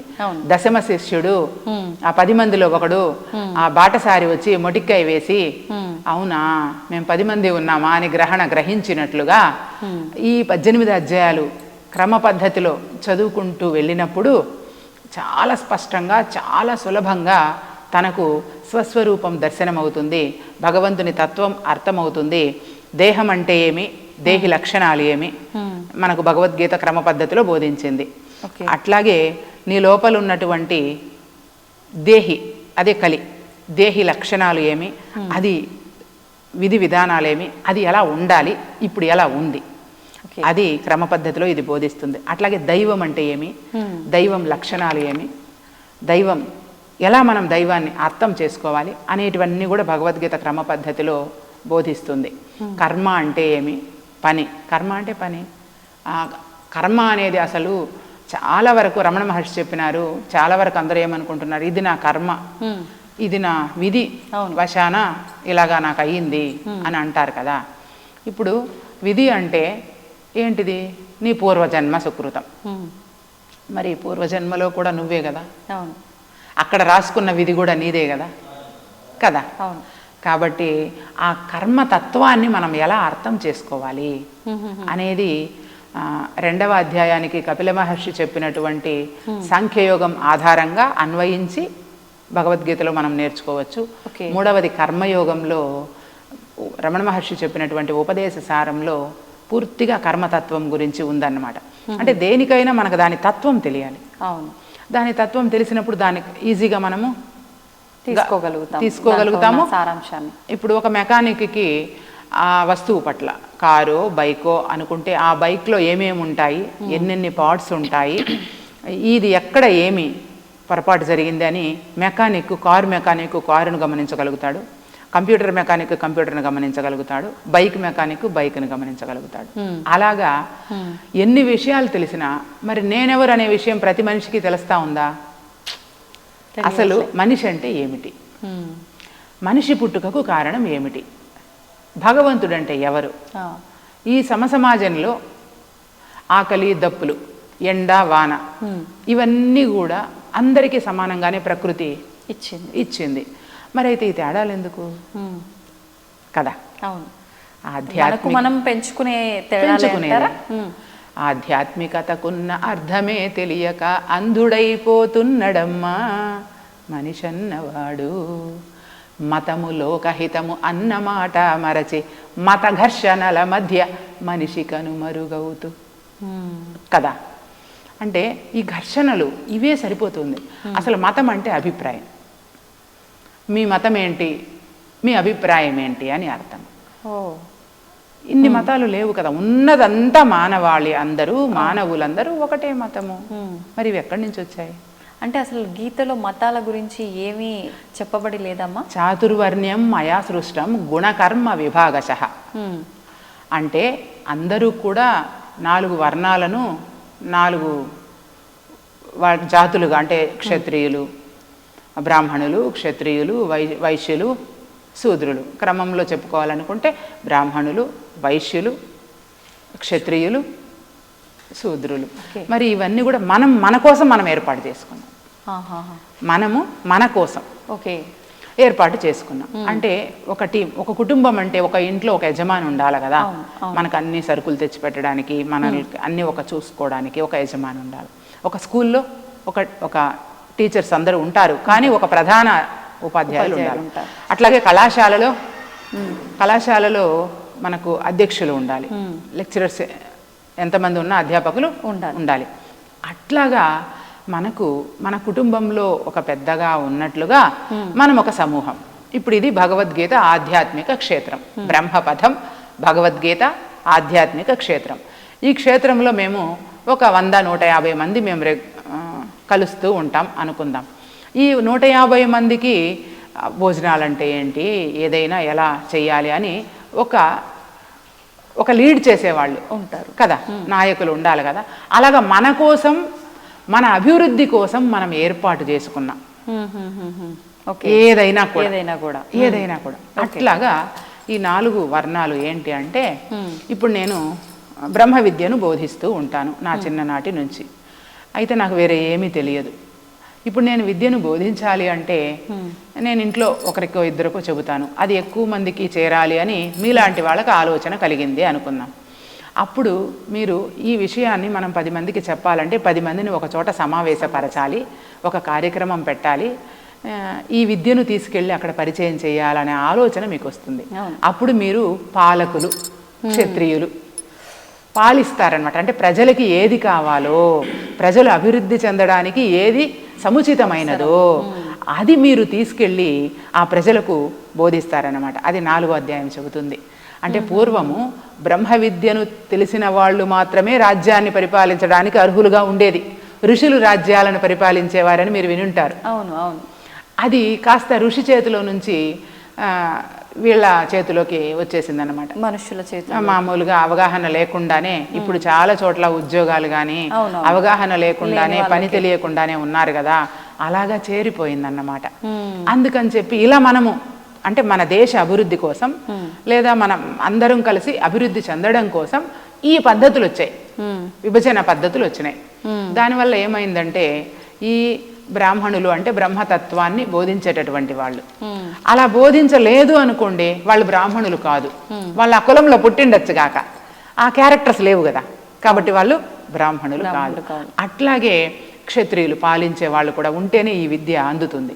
ఓకే, నేను బోధిస్తున్నాను, మీరు ఒక కార్యక్రమాన్ని చేయటానికి నిర్వహణకు మీరు పూనుకున్నారు, కానీ మీకేం కావాలి? ఊరికి అయిపోదు కదా, ఒక కార్యక్రమానికి మైక్ పెట్టాలి, వచ్చిన వాళ్ళకి భోజనం పెట్టాలి, ఒక కళ్యాణ మండపాన్నో ఏదో ఒకటి ఒక స్థలాన్ని మీరు ఏర్పాటు చేయాలి. వీటికన్నిటికీ డబ్బు కావాలి. కాబట్టి అమ్మ ధర్మం బోధించడానికి మనకి డబ్బు కావాలి కదా అని చెప్పి మీరు పాలకులు కనుక మీ చేతిలో అధికారం ఉంటుంది కనుక ఊర్లో ప్రజలందరినీ కలిపి తలా రూపాయి అడిగి ఈ కార్యక్రమం చేద్దాము అని అంటారు. ఆ రూపాయి మీకు ఎవరివ్వగలరు అంటే అది సంపాదించే వాళ్ళే ఇవ్వగలరు, వ్యాపార వాణిజ్య విషయాల మీద. అది వైశ్యులు. ఇక్కడ కులమతాలకు సంబంధం లేదు, ఈ భావన. అయితే వీళ్ళు వ్యాపారంలో నిరంతరం ఉంటారు. అప్పుడు వాళ్ళు ఈ కార్యక్రమాలన్నీ చేయలేరు. కాబట్టి నాన్న నేను 10 రూపాయలు దానం ఇస్తానమ్మా, నువ్వు మంచి పని చేస్తున్నావు, నువ్వు చెయ్యి అని నువ్వు ఆ కార్యక్రమాన్ని నిర్వహించడానికి నీకు 10 రూపాయలు, తలా 10 రూపాయలు ఇస్తారు. వీళ్ళు వైశ్యులు.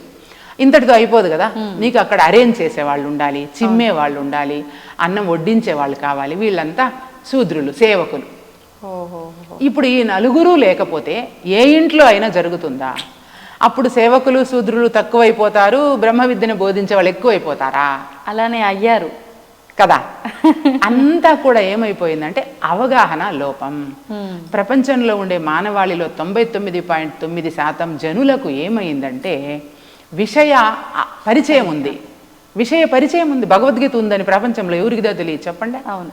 కానీ భగవద్గీతలో ఏముందో దాన్ని గ్రహించే శక్తి లేదు. పరిచయం ఉంది, పరిజ్ఞానం లేదు అనొచ్చా? పరిచయం ఉంది, పరిజ్ఞానం లేదు, అవగాహన లేదు. అందుకని ఇలాగే మీరు ఏ విషయం తీసుకున్నా మనం వాస్తవంలోకి వెళ్ళి పరిశీలన చేసినప్పుడు మనకి వాస్తవాలు తెలుస్తాయి. ఇప్పుడు వాస్తవానికి వెళ్ళి పరిశీలన చేయగలిగే ధ్యాస ఇప్పుడు లేదు కదా. నా ధ్యాస అంతా ఏమైపోయింది అంటే భౌతిక విషయాలపైకి వెళ్ళిపోయింది. కాబట్టి అవగాహన లోపం వచ్చింది. ధర్మ సంస్థాపన చేసేవాళ్ళు కరువు అయ్యారు, చాలా అరుదైపోయారు.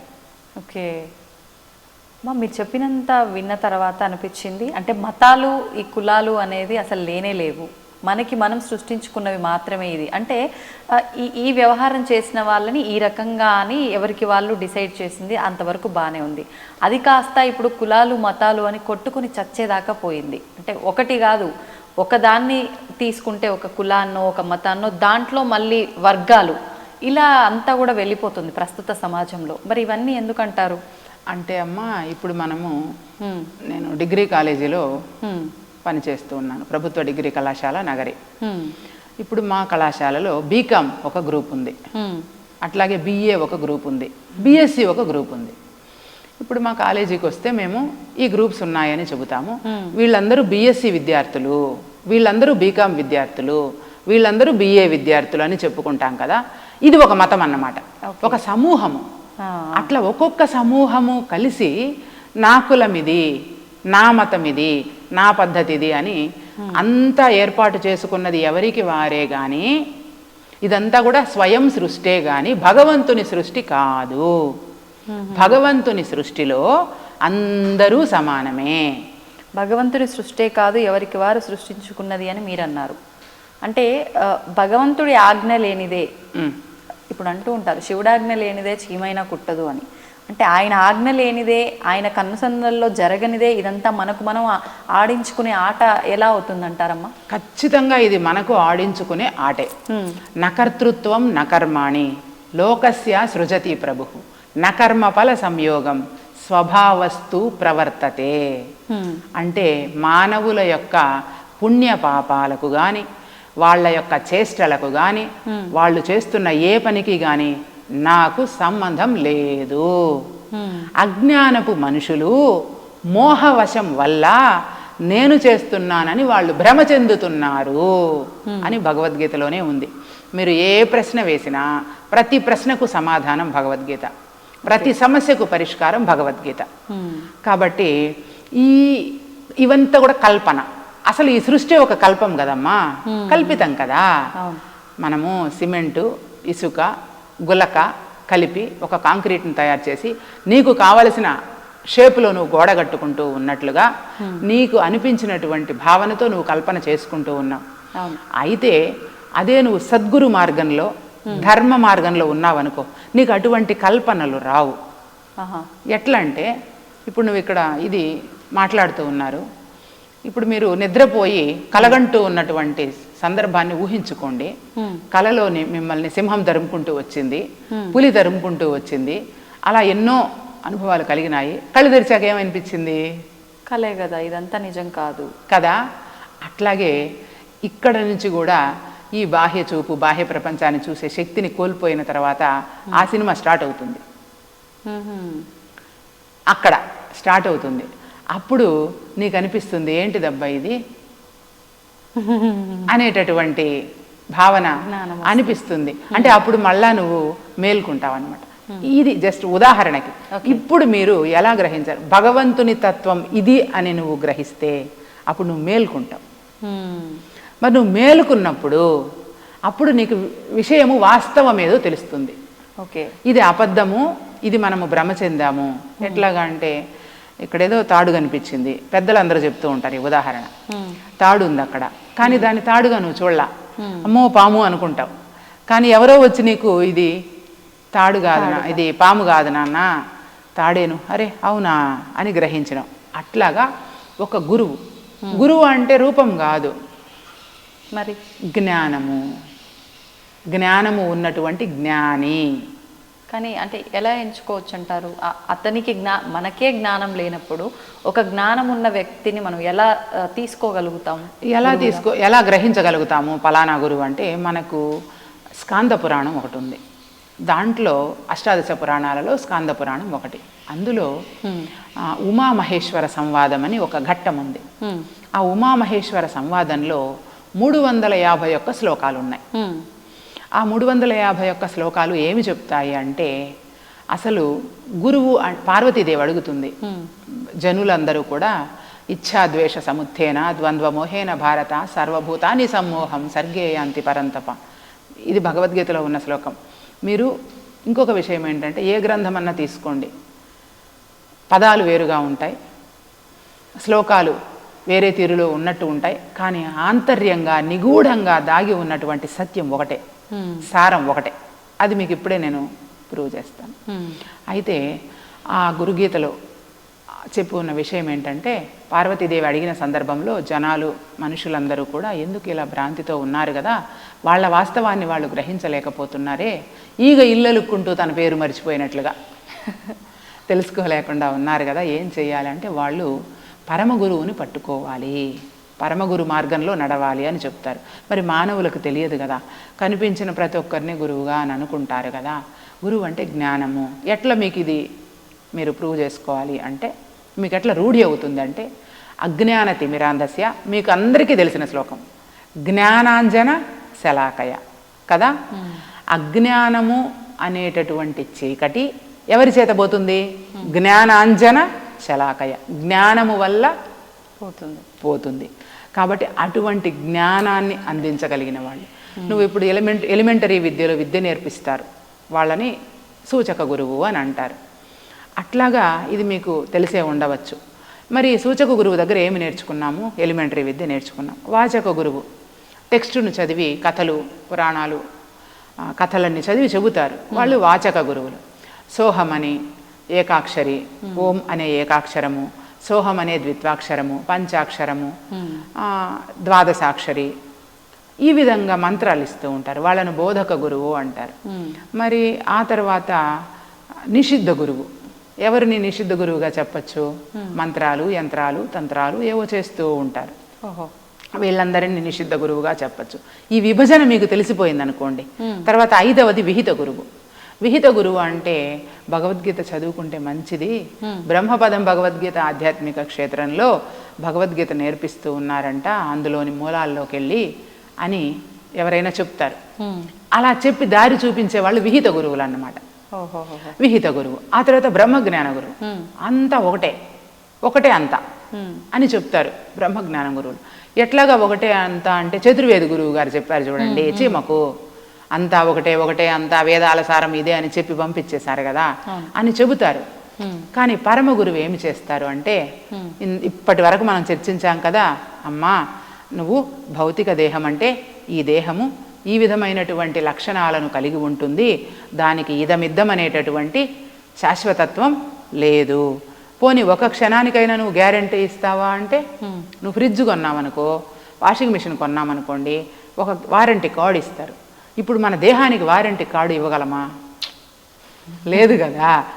అందుకని చెప్పి గాలి లోపల దీపము ఈ మట్టి కాయంబు ఏ వేళను కీలులూడిన బొమ్మయు పడునట్లు నేలపడు రామ రామ, అంతే ఈ దేహం తత్వము. అందుకని చెప్పి దేహం దాని యొక్క ఫంక్షన్స్, విధి విధానాలు, అట్లాగే నీలో ఉన్న డ్రైవర్ దేహి, దాని యొక్క విధి విధానాలు, భగవంతుడు భగవంతుని లక్షణాలు, అది నీకు అర్థం చేయించి రమణ మహర్షి చెప్పినటువంటి నేనెవరు అనే ప్రశ్నను నీకు అనేక సాక్ష్యాలతో, రుజువులతో, శాస్త్రాలతో, ప్రమాణాలతో నీకు రుజువు చేయించి నీకే గ్రహింపచేయగలిగినటువంటి వారెవరైతే ఉన్నారో వాళ్ళు పరమ గురువులు. ఆ పరమ గురువు అంటే మళ్ళీ గురువు అంటే జ్ఞానమే, రూపం లేదు, నామం లేదు. ఆ జ్ఞానం ఎక్కడుంటుందో ఆ జ్ఞానాన్ని తీసుకుంటే ఈ భూమండలం అంతా కూడా ధర్మంగానే ఉంటుంది, సత్యంగానే ఉంటుంది, ఉన్నది ఉన్నట్లుగానే ఉంటుంది. కానీ కల్పితాలకు, కల్మషాలకు దేనికి కూడా అవకాశము ఉండదన్నమాట. అందుకనే మన దేశాన్ని లేదా మన ప్రపంచాన్ని, మన తోటి వారిని అందరినీ కూడా ప్రశాంతంగా ఉంచడానికి మనము దానికి ఏదైతే మార్గం ఉందో దానిని మనం ఎంచుకోవాలి. దేని ద్వారా ప్రశాంతత వస్తుంది చెప్పండి చూద్దాం. నేను ఒక 4 కార్లు కొనుక్కుంటాను, దాని ద్వారా నాకు ప్రశాంతత వస్తుందా? ఇంకో దాని మీద ఆసక్తి కలగనంత వరకు మాత్రమే ప్రశాంతత. మళ్ళీ ఇంకంతే, అది ఇంకొకటి సైకిల్ రిపీట్ అంతే. కాబట్టి డబ్బు వల్ల సుఖము ప్రశాంతత వస్తుంది అని అనుకుంటే ఇప్పుడు అలా అనుకునే కదా ప్రయాణం చేస్తుంది. మరి వాళ్లకు తెలియదా? అందుకనే కాళ్ళు తడవకుండా సముద్రాన్ని దాటగల ఎంత మేధావి అయినా కళ్ళు తడవకుండా జీవితాన్ని దాటలేడు. కాబట్టి దుఃఖం అనేది ఎంత మేధావైనా కావచ్చు కాక ఆ మనిషికి దుఃఖం అనేది ఎప్పటికీ ఉంటుంది. సుఖానంతరం దుఃఖం, దుఃఖానంతరం సుఖం, చక్రవత్ పరివర్తంతే దుఃఖాని చ సుఖాని చ. ఇదే అన్నమాట. సుఖ దుఃఖాల వెంబడి వాళ్ళు పరుగులెడుతూ ఉంటారు. కాబట్టి ఎప్పటికీ అశాంతే. కాబట్టి ప్రశాంతిని బోధించగలిగినది ఒకే ఒక్క మార్గము, అది ఆత్మజ్ఞాన మార్గము, దైవ మార్గము, భగవద్గీత మార్గము. అన్యథా శరణం నాస్తి. మరో దారే లేదు. ప్రతి ఒక్కరూ ఈ దారిలోకి రావాల్సిందే. ఖచ్చితంగా దానిని మనము అధ్యయనం చేసి గీతా క్రమంలో, గీత అంటే ఈ పుస్తకం కాదు, పుస్తకం మాత్రమే కాదు, రూట్, దారి. ఏమి దారి అంటే భగవంతుని తెలిసే దారి. ఆ దారిలోకి వెళ్ళి మనము ఖచ్చితంగా దానిని ఏదైతే ఉన్నదో దుఃఖం లేనటువంటి స్థలం, అదే ఈ భేదభావనలు లేనటువంటి స్థలం. నతద్భాసయతే సూర్యో న శశాంకో న పావకః యద్గత్వా న నివర్తంతే తద్ధామ పరమం మమ. అక్కడికి వెళ్ళాలి. భేదభావన లేనటువంటి భావనలో మనం ఉన్నప్పుడు ఈ భూమండలం దివ్యమయమవుతుంది. అప్పుడు ప్రశాంతతతో కూడుకున్నటువంటి జీవన విధానం ఉంటుంది. ఈ విలువల విద్యతో కూడుకున్నటువంటి విద్యను ప్రతి ఒక్కరికి మనం పాఠశాలని కళాశాలలని కాకుండా ప్రతి ఒక్కరికి మనం దానిని చేర్చగలిగినప్పుడు ఆ లోపల ఉన్నటువంటి కలిని జ్ఞానంతో తొలగించగలిగినప్పుడు, కలి అనే వైరస్ని జ్ఞానంతో మనం తొలగించగలిగినప్పుడు మాత్రమే మనిషి ప్రశాంతంగా ఉండగలడు. శశాంతిమధిగచ్చతి అని బ్రహ్మపథం చెబుతుంది. బ్రహ్మపథం, పథం అంటే మార్గం. మార్గం తెలియాలి. దేనికి మార్గం తెలియాలి? బ్రహ్మంని తెలియడానికి మార్గం. దానికి మీరు ఎన్ని గ్రంథాలు చదివినా ఏమి చేసినా ఇదే మార్గం. ఇప్పుడు మీకు అన్ని గ్రంథాల సారం ఒకటే అని ఒక్క నిమిషంలో నిరూపిస్తాను మీకు తెలిసిన మార్గం నుంచి. మీరు ఇప్పటికే విని ఉంటారు, విష్ణు సహస్రనామాలు మీరు వినకుండా ఉండరు కదా, లలితా సహస్రనామాలు వినకుండా ఉండరు. విష్ణు సహస్రనామంలో ఆరంభంలోనే యస్య శ్రవణ మాత్రేణ జన్మ సంసార బంధనాత్ విముచ్యతే నమస్తస్మై విష్ణవే ప్రభ విష్ణవే కో ధర్మ సర్వధర్మాణం భవతః పరమో మతః కిం జపన్ ముచ్యతే జంతుర్జన్మ సంసార బంధనాత్. ఏ ధర్మాన్ని నేను వింటే నేను ఈ జనన మరణ రూప సంసార చక్రం నుంచి బయటపడగలను, ఆ ధర్మాన్ని నాకు బోధించండి అని ధర్మరాజు అడుగుతాడు. యుధిష్ఠిర ఉవాచ. అడిగినప్పుడు అప్పుడు భీష్ముడు చెప్తాడు, ఇది విష్ణునామాలు. ఇలాగే ప్రతి గ్రంథం, ఇప్పుడు బ్రహ్మసూత్రాలు అని చెప్పాను.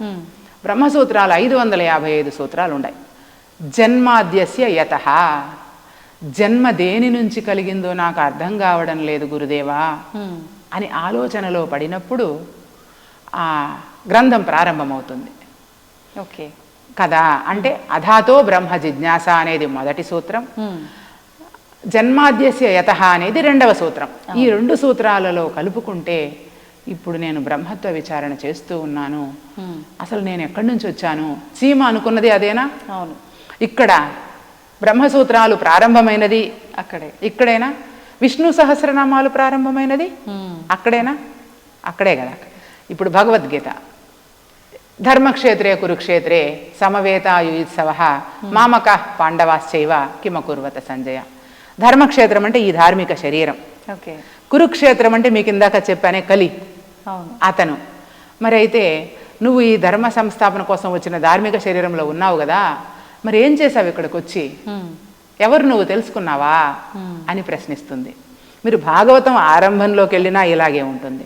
శ్రీ కైవల్య పదంబు చేరుటకునై చింతించదన్ లోక రక్షయిక ఆరంభకు భక్త పాలన కళా సంరంభకున్ అని మొదలవుతుంది కదా. అంటే కైవల్య పదాన్ని చేరడానికి, ధర్మ పదాన్ని చేరడానికి నేను చింతిస్తూ రాస్తూ ఉన్నాను అని చెప్తుంది. మీరు ఏ గ్రంథమైనా తీసుకోండి, మనకు సమయం లేదు గనక ఏ గ్రంథమైనా మీరు తీసుకోండి, లలిత సహస్రనామాలు కావచ్చుగాక, ఏ గ్రంథం మీరు తీసుకున్నా అసలు సత్యమైనది నిత్యమైనది ఏది అనేటటువంటి విధానంలోనే గ్రంథం కొనసాగి ఉంటుంది. కానీ ఆ మర్మము మనకు అర్థం కాదు. అవును, అంటే ఏది చదివినప్పటికీ అది చదువుతున్నంత వరకు, వింటున్నంత వరకు, పారాయణ చేస్తున్నంత వరకు, మళ్ళీ అది కూడా ఈ భౌతికమైనవన్నీ శాశ్వతం కాదు అని తెలిసి కూడా భౌతికమైన వాటి కోసమే చదువుతున్నాము, వింటున్నాము తప్పితే దాంట్లో ఉన్న ఆ జ్ఞానాన్ని తెలుసుకోవడం కోసం చదవట్లేదు. 25 పైసల అగరివత్తి కాల్చి 65 కోట్ల వరములడుగుతాడు, అది పరిస్థితి. ఎందుకంటే నేనేమైపోయానంటే లోకవార్తలకు మరగి కర్ణముల మీ కథలు విననేరను, పొద్దు పోవకయున్నను వేసరక పొరుగిండ్లు తిరుగుగాని బుద్ధి మాలిన చిత్తము నీ యందు నిలువదే నారాయణ. అది పరిస్థితి. నిక్కమని సంసారము మది నమ్మి నీ స్మరణ చేయలేక, ఈ కనిపిస్తూ ఉన్నదే శాశ్వతం అనుకొని నేను నీ గురించి నేను తెలుసుకోలేకపోయాను. అక్కట పుట్టిగిట్టి జన్మములు ఎత్తి తిని రామ రామ అని.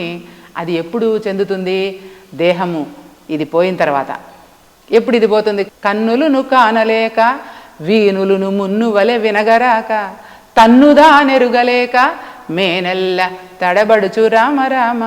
అప్పుడేమవుతుందంటే ఈ విజన్ ఆగిపోతుంది. మీరు ఎప్పుడైనా చూసి ఉంటారు, మనుషుల్ని కూడా గుర్తుపట్టడం లేదంట ఇప్పుడు అని చెప్తారు కొంతమంది పెద్దవాళ్ళు అవసాన దశలో ఉన్నప్పుడు కదా. అంటే అప్పుడు గుర్తుపట్టలేదు, కళ్ళు తెరుస్తారు.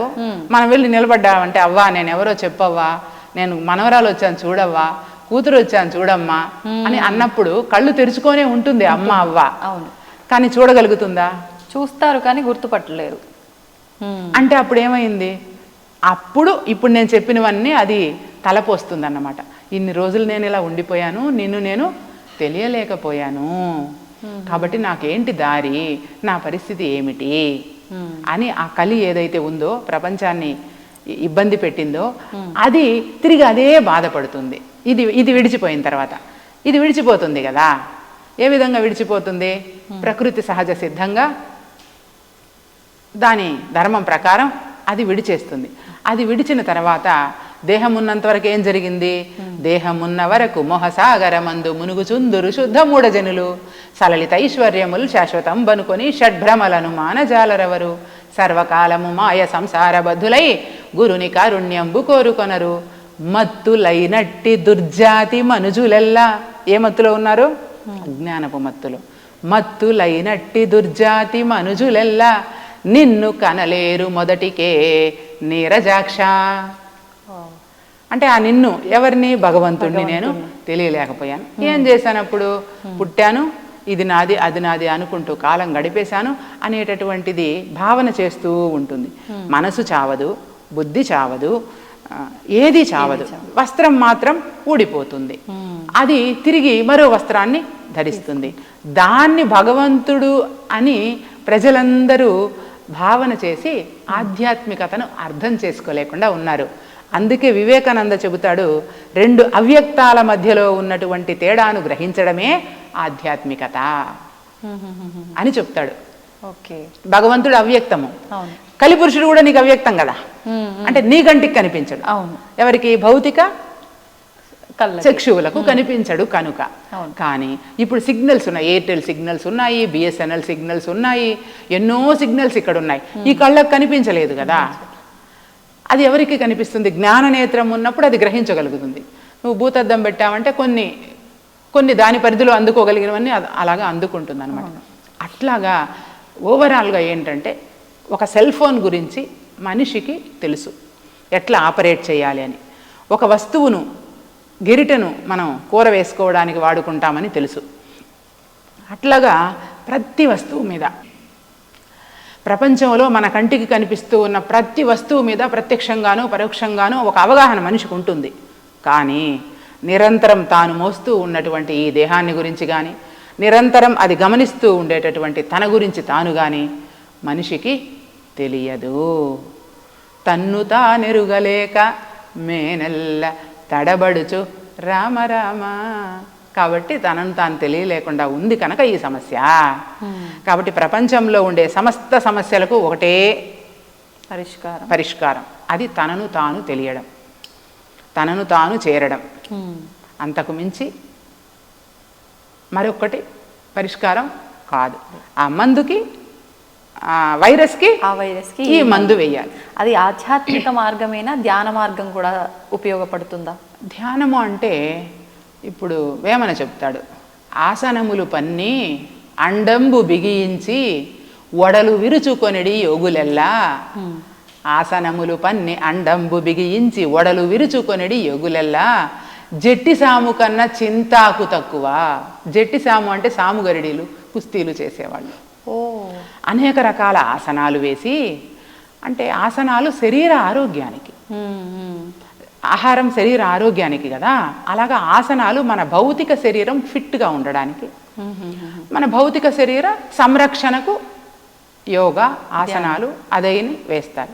ధ్యానం ఏంటి అంటే మనం కళ్ళు మూసుకొని స్థిరంగా కూర్చొని, అందుకని బుద్ధుడు చాలా సులభంగా చెప్పాడు, ప్రశాంతంగా హాయిగా నీకు నచ్చిన ఆసనంలో నువ్వు కూర్చో, నేనెవరో నువ్వు గమనించు, అది ధ్యానం.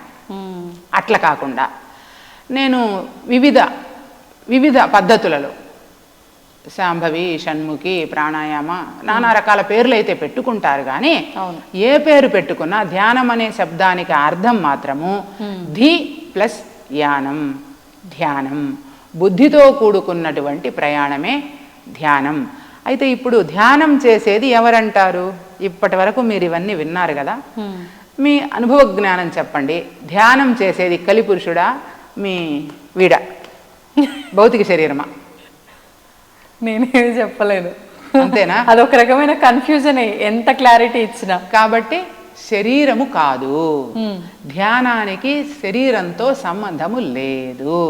ఓకే. ఆ కలిపురుషుడు చేసే విచారణ ఉంది కదా, కలిపురుషుడు చేసే గమనిక ఉంది కదా, గీతను పట్టుకొని ఆ గీతాక్రమంలో నడిచే విధానం ఉంది కదా, అది ధ్యానం. బుద్ధి వైపుగా చేసే ప్రయాణం. ఇప్పుడు నేను చెప్పిన దాన్ని మీరు అడగచ్చు, ఇదే ధ్యానమని మీరు ఎట్లా చెప్తారు అని. మోక్ష సాధన సామగ్ర్యాం భక్తిరేవ గరీయసి స్వస్వరూపానుసంధానం భక్తిరిద్యభిధీయతే. వివేక చూడామణిలో ఉన్నటువంటి శ్లోకం. అంటే నేనెవరు అని విచారణ చేసేటటువంటి విధానమే భక్తి అని దాని అర్థం. ఓకే. అదే ధ్యానం. అంటే ఎక్కడికి వెళ్ళినా మళ్ళీ రమణ మహర్షుల వారు చెప్పిన నేనెవరు అనే ప్రశ్న దగ్గరికే వస్తుంది. ఖచ్చితంగా అక్కడికే వస్తుంది, రావాలి కూడా. అది తెలియకపోతే సెల్ ఫోన్ నీ చేతిలో పెట్టుకొని దాని ఆపరేషన్ తెలియకుండా గుమ్మనే పెట్టుకున్నట్లుగానే నా శరీరము గురించి నాకు తెలియకుండా పచ్చి చర్మపు తిత్తి పసలేదు దేహంబు లోపల అంతటా రోయరోత నరములు శల్యముల్ నవరంధ్రముల్ రక్త మాంసపు కండల మైలతిత్తి బలమైన ఎండవ నలకోర్వదెంతైన తాళలేదాకలి దాహములకు సకల రోగములకు సంస్థానమై ఉండు నిలువదు అస్థిరమైన నీటి బుడగా బొందిలోనున్న ప్రాణములు పోయినంత కాటికే గాని కొరగాదు గవ్వకైనా. కాబట్టి దీంతో మనం చేసేది ఏమీ లేదు. ఈ వస్త్రము ఈ వస్త్రము ఇవి రెండు ఒకటే. వాసాంసి జీర్ణాన్ని యదా విహాయ నవాని గృహ్ణాతి నరోపరాణి తథా శరీరాన్ని. తెలిసిందే కదా, అందరికీ తెలిసిన శ్లోకం ఇది. కాబట్టి మనము చేయగలిగిందల్లా ఒకటే. ఆ కలిపురుషుడు అనుకుంటేనే చేయగలడు. దాంట్లో ఉండే వైరస్ని పోగొట్టాలంటే నేను దుఃఖంలో ఉన్నప్పుడు నేను బాగుండాలి అని ఎవరు అనుకుంటారు? అదే కదా అనుకుంటుంది.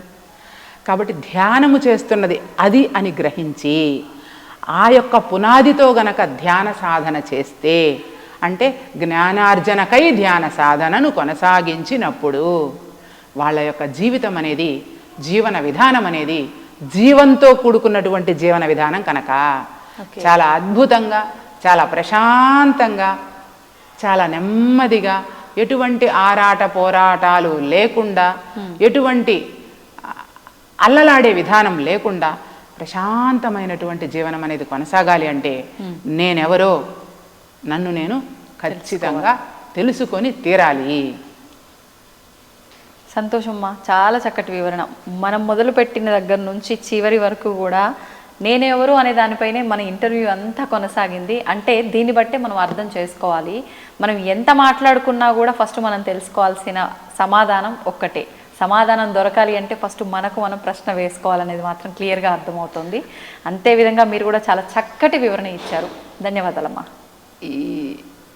ఈ నేనెవరు అనే విషయాన్ని తెలియజేయడం కోసమే ఈ పుణ్యక్షేత్రంలో తిరుపతిలో ఈ బ్రహ్మపథం భగవద్గీత ఆధ్యాత్మిక క్షేత్రాన్ని నిర్మించి ఇక్కడ ప్రతి నెల 2వ శుక్ర శని ఆదివారాలలో 3 రోజులలో భగవద్గీత అధ్యయనం ఆచరణ అనే అంశం మీద 3 రోజుల శిక్షణా శిబిరం జరుగుతుంది. ప్రతి నెల ఆసక్తి కలిగిన వాళ్ళు, నేనెవరు అని తెలుసుకోవాలి అనే ఆసక్తి కలిగిన వాళ్ళు ఖచ్చితంగా ఇక్కడ ఉచితమైనటువంటి వసతి సౌకర్యాలు అందిస్తారు. 3 రోజులు ఇక్కడ ఉండి ఆ శిక్షణను పొంది నేనెవరో ఎలా పరిశీలన చేయాలనే విధానాన్ని తెలుసుకోవచ్చు. ఓకే. ఇంకొకటి, ఇక్కడ ప్రతిరోజు జరిగే కార్యక్రమాలు ఒక్కొక్కరికి ఒక్కొక్క గ్రంథము, ఒక్కొక్క అంశము ఆసక్తి ఉంటుంది కనుక ఇక్కడ ఉదయం 5:30కు ఆదిత్య హృదయం, అంటే శ్రీరాముడు యుద్ధభూమిలో తాను భౌతిక శక్తి పోయింది ఆయనకి, అప్పుడు యుద్ధభూమిలో పడిపోతాడు, భౌతిక శక్తి క్షీణించిపోయింది. అప్పుడు అగస్త్య మహర్షుల వారు వచ్చి ఇచ్చి తిరిగి పునఃశక్తిని ఆయనలో ప్రవేశింపజేసి ఆ మంత్రం ద్వారా చేశారు గనక ఉదయం 5:30కి ఆదిత్య హృదయంతో ఇక్కడ సేవలు ప్రారంభమవుతాయి. 5:30 నుంచి 6 వరకు ఆదిత్య హృదయం, 6 నుంచి 7 వరకు భగవద్గీత ఒక అధ్యాయం పారాయణం, అట్లాగే ఆ అధ్యాయంలో ఉన్నటువంటి లక్ష్యార్థం, వాచ్యార్థము కాదు, లక్ష్యార్థము అనుభవార్థం అన్నమాట. ఆ విధంగా నేనెవరు అనే దాని మీద చర్చ, ప్రతి రోజు ఒక అధ్యాయము చర్చ. 7 నుంచి 8 వరకు అల్పాహారం, 8 నుంచి 9 వరకు లలితా సహస్రనామాలు, 9 నుంచి 10 వరకు విష్ణు సహస్రనామాలు. అంటే కొంతమందికి అదే నచ్చుతుంది, దాని ద్వారానే నేనెవరో నేర్పించడం. ఇప్పుడు కుమ్మరివాడు వచ్చాడు అనుకోండి, ఆయనకి ఇవేమీ తెలియదు, మట్టి కుండ, దీంతోనే ఆయనకి నేనెవరో పరిశీలన చేసే విధానం మనం చాలా సులభంగా నేర్పించచ్చు. దాన్నే భగవద్గీత తత్వవిత్తు. ఇప్పుడు వ్యవసాయం చేసే వాళ్ళు వస్తారు, వాళ్ళకి ఇవేమీ అవసరం లేదు. నువ్వు పొలంలో విత్తనాలు చల్లుతావు కదా, చల్లినప్పుడు కలుపు మొక్కలు వస్తాయి. ఆ కలుపు మొక్కల్ని నువ్వు పీకకపోతే ఆ పంట ఏమవుతుంది? పాడైపోతుంది. మంచి పంటలను పండించి దిగుబడి సాధించుకోవాలి అనేటటువంటి రైతు ఏమి చేస్తాడు? కలుపు మొక్కలను తీసేస్తాడు. అలాగా నువ్వు స్వచ్ఛమైన వాడివి, భగవంతుని జ్ఞానం ఉన్నవాడివి, నీలో ఉండేటటువంటి ఆ కలుపు మొక్కలు లాంటి ఆలోచనలు వచ్చినప్పుడు దాన్ని తీసేయి అని చెప్పి ఈ విధంగా వ్యవసాయం పద్ధతిలోనే ఆయనకి నేనెవరో చెప్పడం. అట్లాగా ఆ తత్వ విధానాన్ని ఆయా అంశాల ద్వారా అందించడానికి ఇవన్నీ ఇక్కడ పెట్టామన్నమాట. ఇట్లా 10 వరకు విష్ణు సహస్రనామాలు అయిపోయిన తర్వాత 10 నుంచి 12:30 వరకు మౌనం, ధ్యానం. 12:30 నుంచి 1:30 వరకు భోజన విరామము. 1:30 నుంచి సాయంత్రం 4:30 వరకు కూడా రామరామ శతకం, నారాయణ శతకం, నరసింహ శతకం, అన్నమాచార్యుల వారి సంకీర్తనలు, వీటన్నింటి మీద ఇక్కడ చర్చ. అంటే అన్ని వాయిద్యాలతో కలిపి పాడుకోవడం, వాటి మీద నేనెవరు అనే దాని మీద చర్చించడం. ఆ తర్వాత 5:30 వరకు యోగ ఆసనాలు. దేహం బాగుండాలి కదా, కాబట్టి దేహ సంరక్షణ కోసం, ఆరోగ్యం కోసం ఆసనాలు, యోగాసనాలు, యోగా నేర్పిస్తారు. ఆ తరువాత 5:30 నుంచి 6:30 వరకు ధ్యానము. 6:30 నుంచి 7:30 వరకు ఆ రోజు ఎవరైనా ఉంటే వాళ్ళ సందేశాలు. ఈ విధంగా ప్రతిరోజు ఇక్కడ కార్యక్రమాలు జరుగుతాయి. ప్రతి ఆదివారం సత్సంగం ఉంటుంది, ప్రతిరోజు సాయంత్రం సత్సంగం ఉంటుంది. అట్లాగే భగవద్గీత జయంతి, రేపు 30వ తేదీన గీతా జయంతిని జరుపుకుంటూ ఉన్నాము.